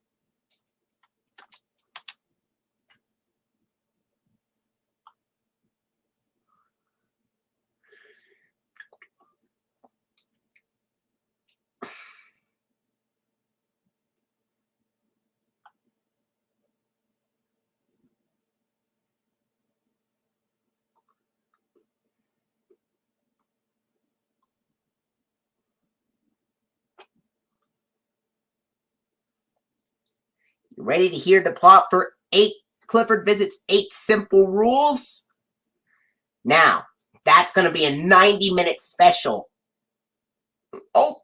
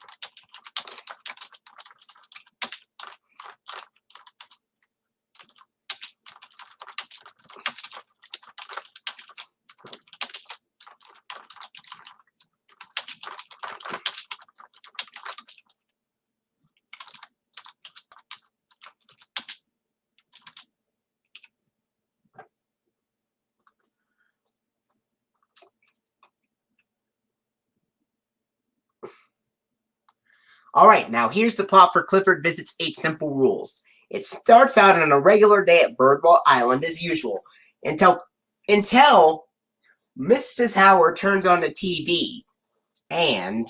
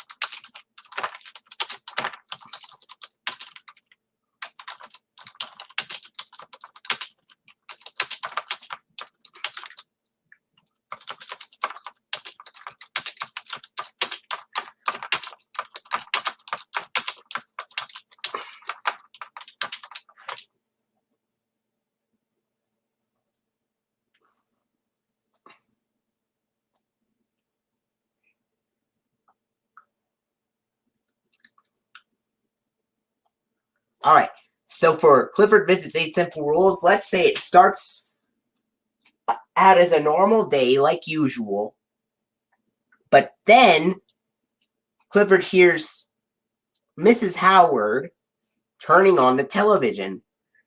And Clifford is like, that guy sounds just like me.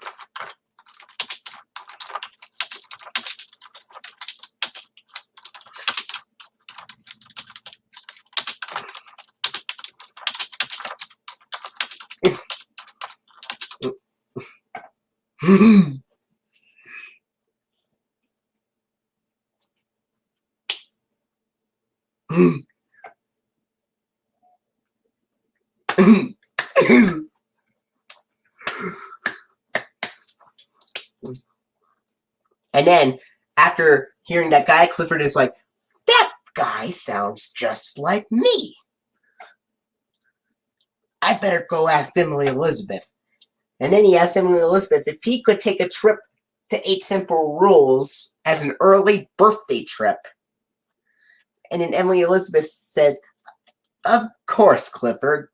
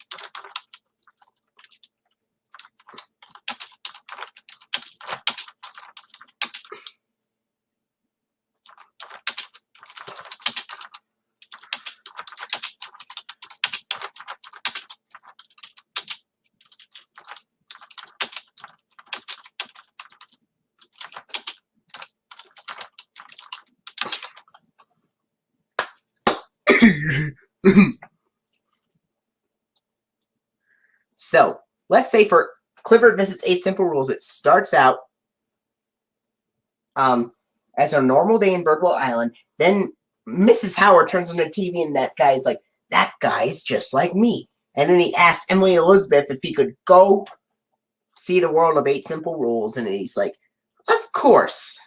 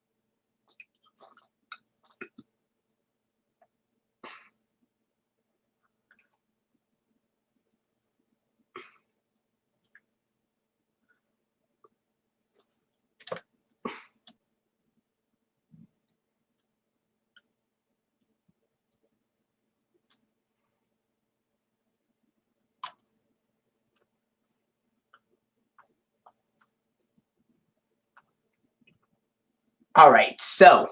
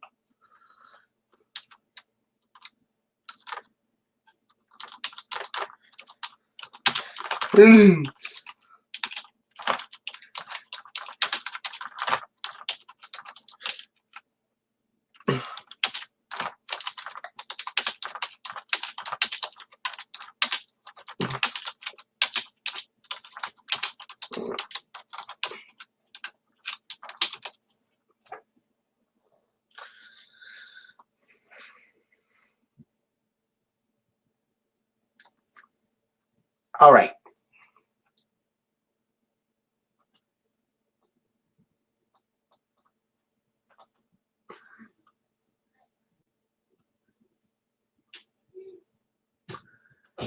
So let's say that after Clifford goes to 8 Simple Rules, Paul Hennessy is watching Kaylee open her Christmas presents. And one of the Christmas presents that Kaylee just got is this VHS.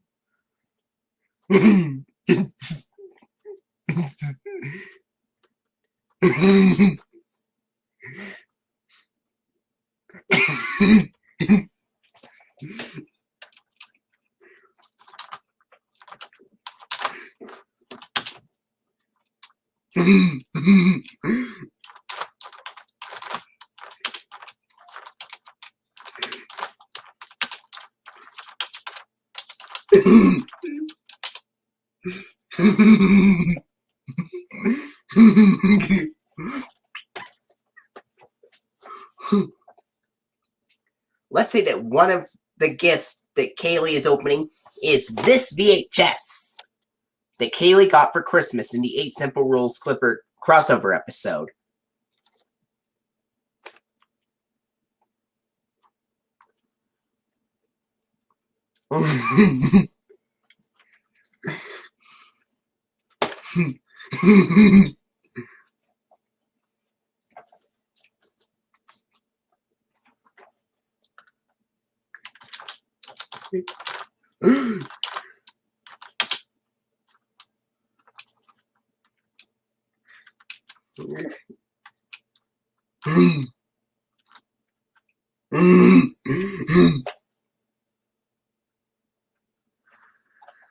So,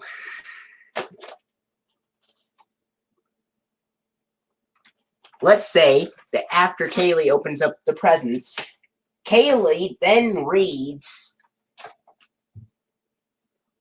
Paul then reads Kaylee a Clifford book called The Dog Who Cried Woof. And you know what Paul Hennessy uses? He uses the same Clifford the Big Red Dog voice every time he voices Clifford.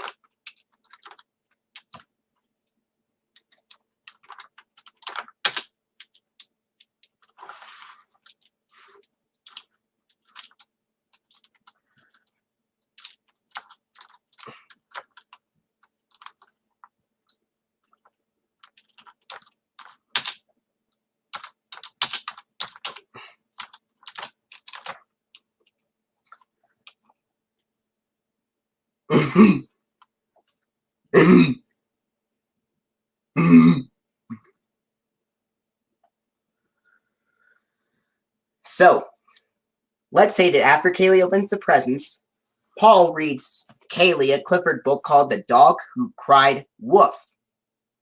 So what do you think will happen next in your imagination?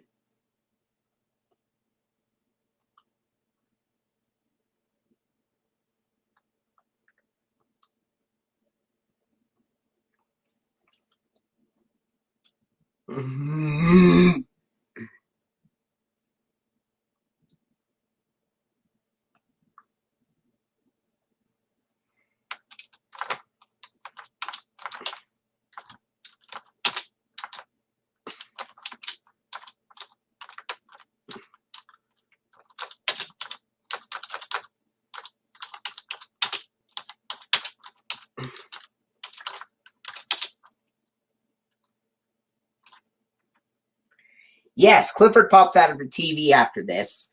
And then, here comes the part. Amy makes fun of Clifford the Big Red Dog just because Clifford and Paul sound exactly alike. And you know what Paul's reaction is?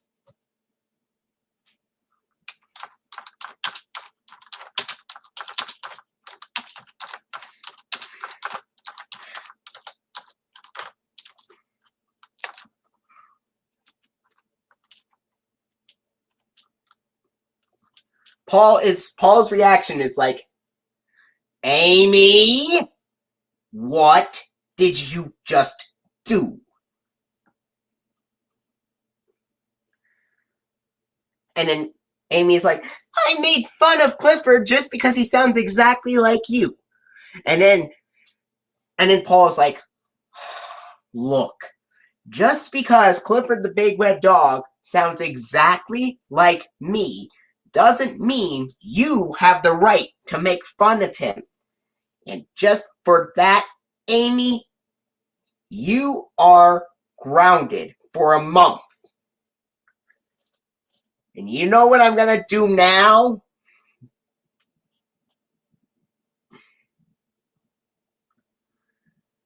And then I'm going to turn on this. I hope that teaches you a lesson, Amy. So what did you think of that?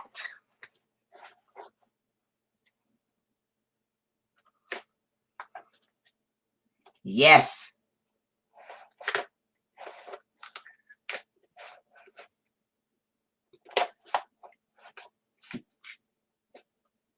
Yeah.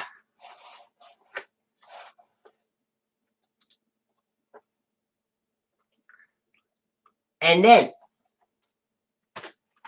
as Paul changes the input on the buttons, there would be brief 5-second clips of a Dragon Tales episode being shown, in this case called Snow Dragons, where Emmy says, Max, Kessel's taking us to Snowy Summit. What do you need all that stuff for? And then Max is like, to play with? And then it changes to a clip of Mr. Krabs saying, oh, please, make it stop. That's the squeaking of the hideous boot. I'm sorry, but I can't take the informal squeak no more.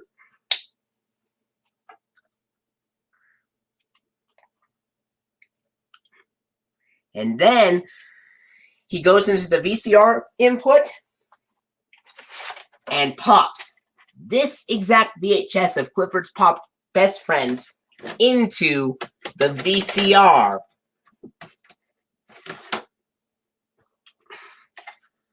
And the entire tape is watched.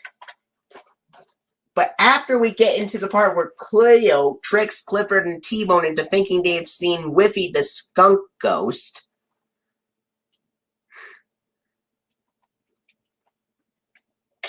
Amy feels really ashamed of herself. And he was like, oh no, that's exactly what I did. Dad! And then he's like, what is it, Amy? I just realized I did this same thing that Cleo did. Cleo tricked Clifford and T-Bone about Whiffy the skunk ghost, and I tricked you about the snowstorm. It's not snowing. And then Paul loses his cool and is like, "What? Are you kidding me, Amy? That does it. Just for that, I am going to record every single episode of Clifford the Big Red Dog for a whole 2 months because you need to be taught another lesson." There was a reason why that episode aired in the first place, to teach a lesson on not tricking people.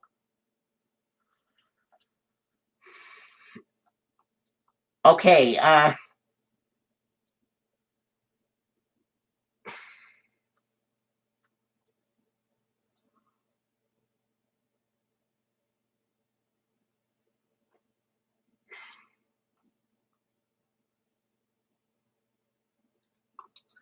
so that means he'll record episodes from Christmas, from December 26, 2002, all the way up until February 25th of 2003.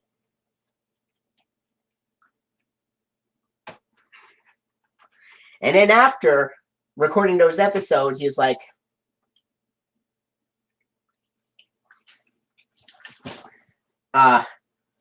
now, do not skip a single episode, otherwise I'm going to punish you for a much longer. You must watch every single episode until your grounding is done. You understand, Amy? And he's like, "Yes, I do." And then he watches the full first episode that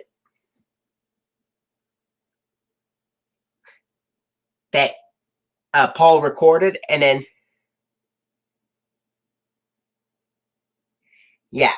recorded, and then it's like, when on earth are we ever going to get all 65 episodes done?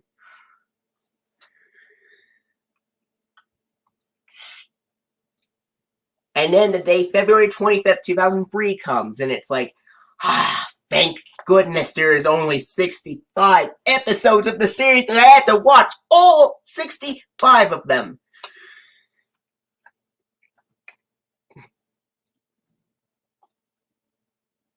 And then he's like, "Oh, I am so sorry. At first, I made fun of Clifford because he sounded like you, and then I tricked you about the snowstorm when it wasn't actually snowing. It was, it was really sunny out all day. Can you forgive me?" And he's like, "Of course, Amy, but I hope you learn next time that your actions have consequences."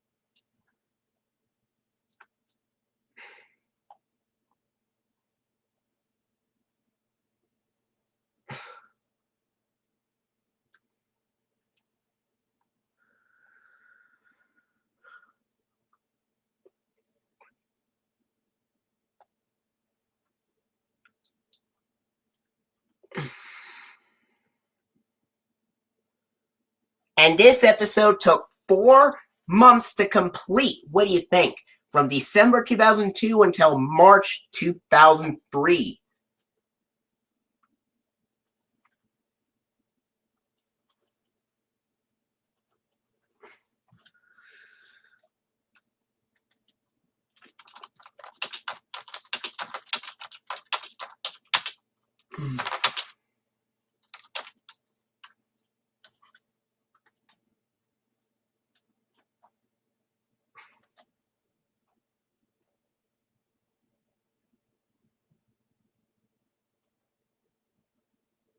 Yeah, then Paul turns to Clifford, who just so happens to be standing next to him, and then Amy apologizes to Clifford. Well, And he's like, "It's okay, Amy. I forgive you as well, just like Paul.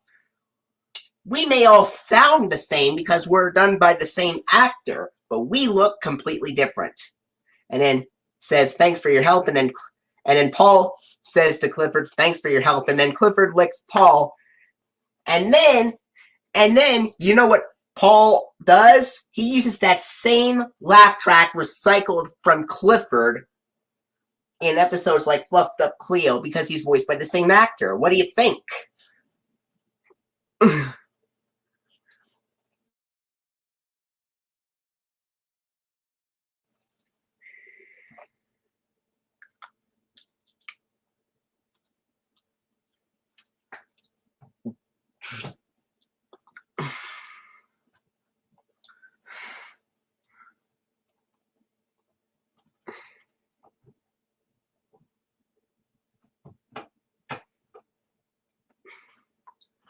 So what happens in that really interesting episode now that they just told you the plot about it?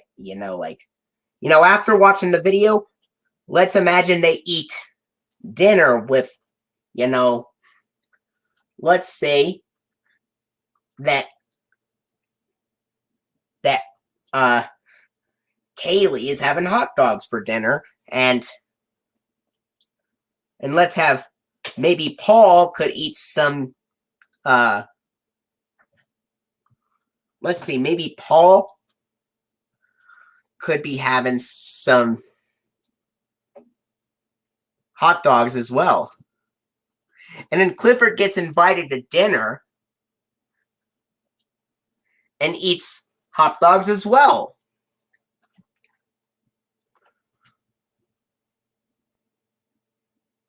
And then Clifford eats all of them and he's like, "Man, those hot dogs were really delicious." And then Amy is like, "That's not all the hot dogs we have. We still have plenty of more, but that's all you had in the dog bowl, so that was plenty enough. You had like 60 hot dogs, Clifford." And then he makes a big, loud burp.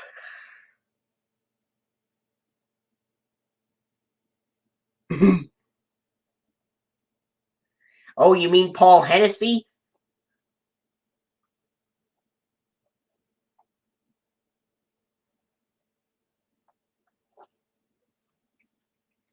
And then after they're invited to dinner, Clifford is about to leave and go to Birdwell Island, but before that, they ask some trivia questions on the table after they eat. And then after they answer some trivia questions, Clifford decides, it's like, "It was nice seeing you, and thanks for helping." And then, "You're welcome. We may be voiced by the same actor because we may sound the same, but we are completely different from one another. You and I." And then Clifford goes back into the animated Birdwell Island world. And Clifford is like, "How was the trip to 8 Simple Rules?" And Clifford is like, "It was great." And then Emily is like, you know, I didn't realize that you and Paul sounded exactly the same. It's remarkable how one actor can voice 2 different characters in the same episode. And then Clifford licks Emily Elizabeth, and it causes Emily to start laughing, along with Jeffy, T-Bone, and Cleo.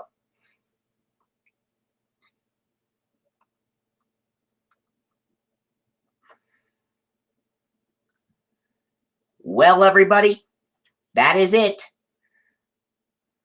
Now, before we go, let's do a summary of the plot for 8 Simple Rules. We already talked about the episode, so what do you think happens throughout the episode from the beginning into the end, now that I told you about it?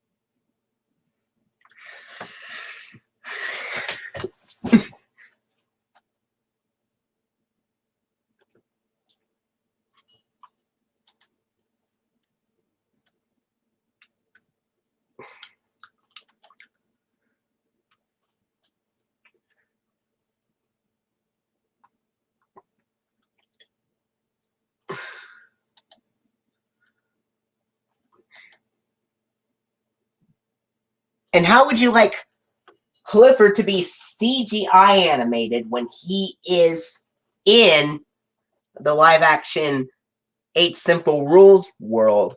You know, kind of like that.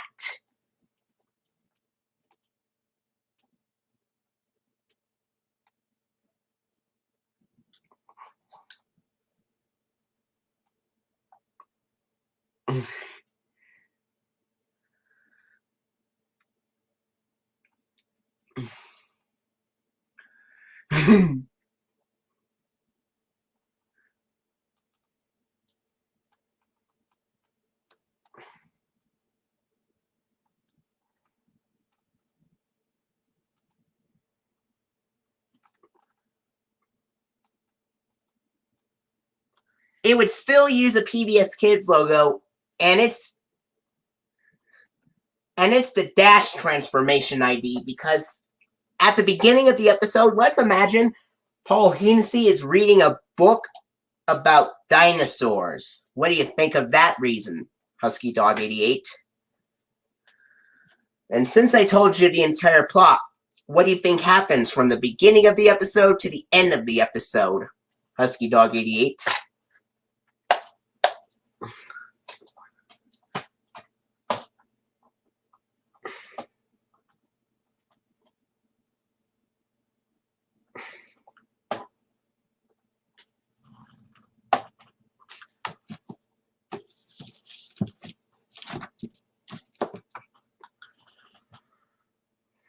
At the very beginning of the episode, when Clifford goes into the 8 Simple Rules world.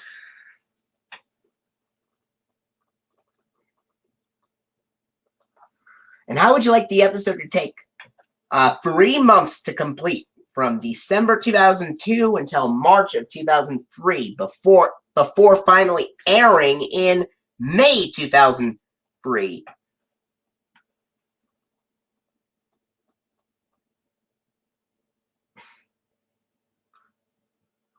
Making it the longest episode produced. Clifford would enter the... James, here is your reminder. Please go to bed. James, here is your reminder. Please go to bed. All right. That was... Well, actually, he gets transported the exact same...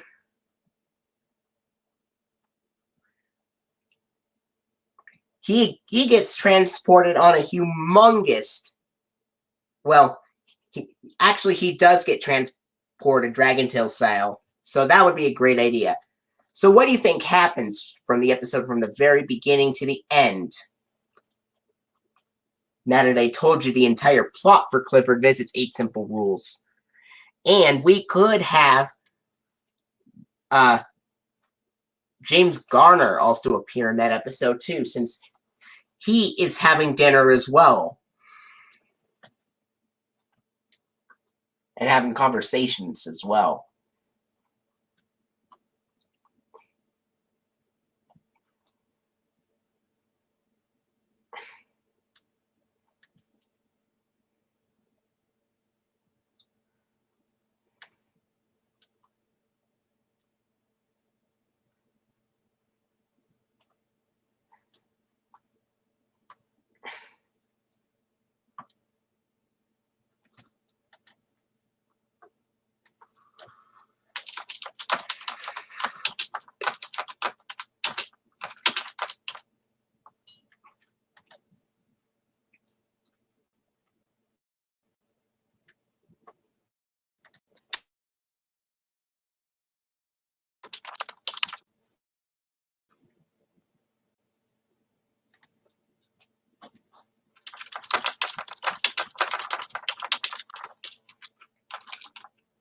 I'm gonna look it up.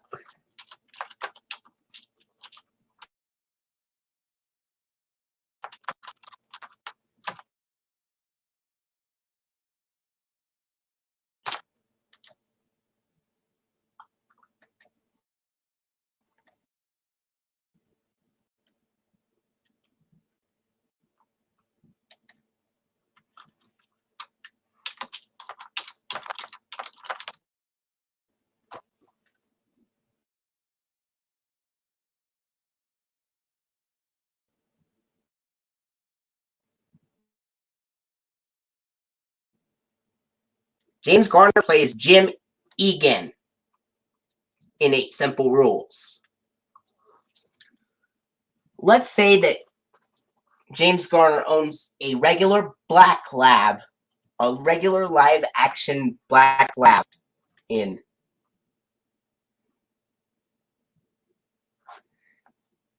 Yeah, that would be good.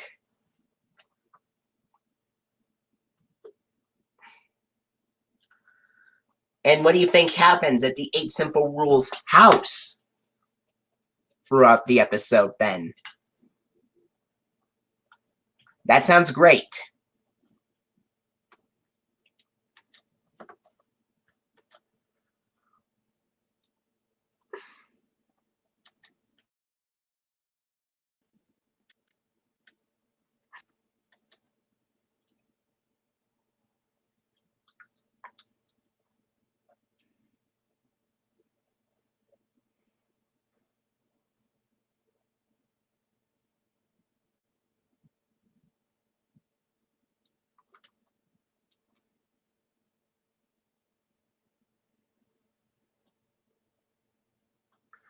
I like it when he digs up the wishbone.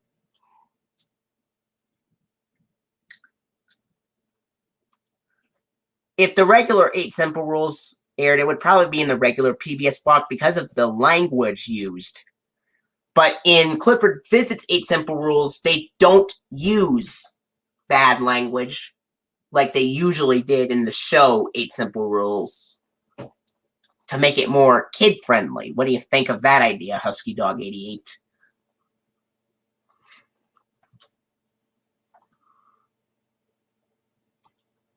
Alright, I'll see you later.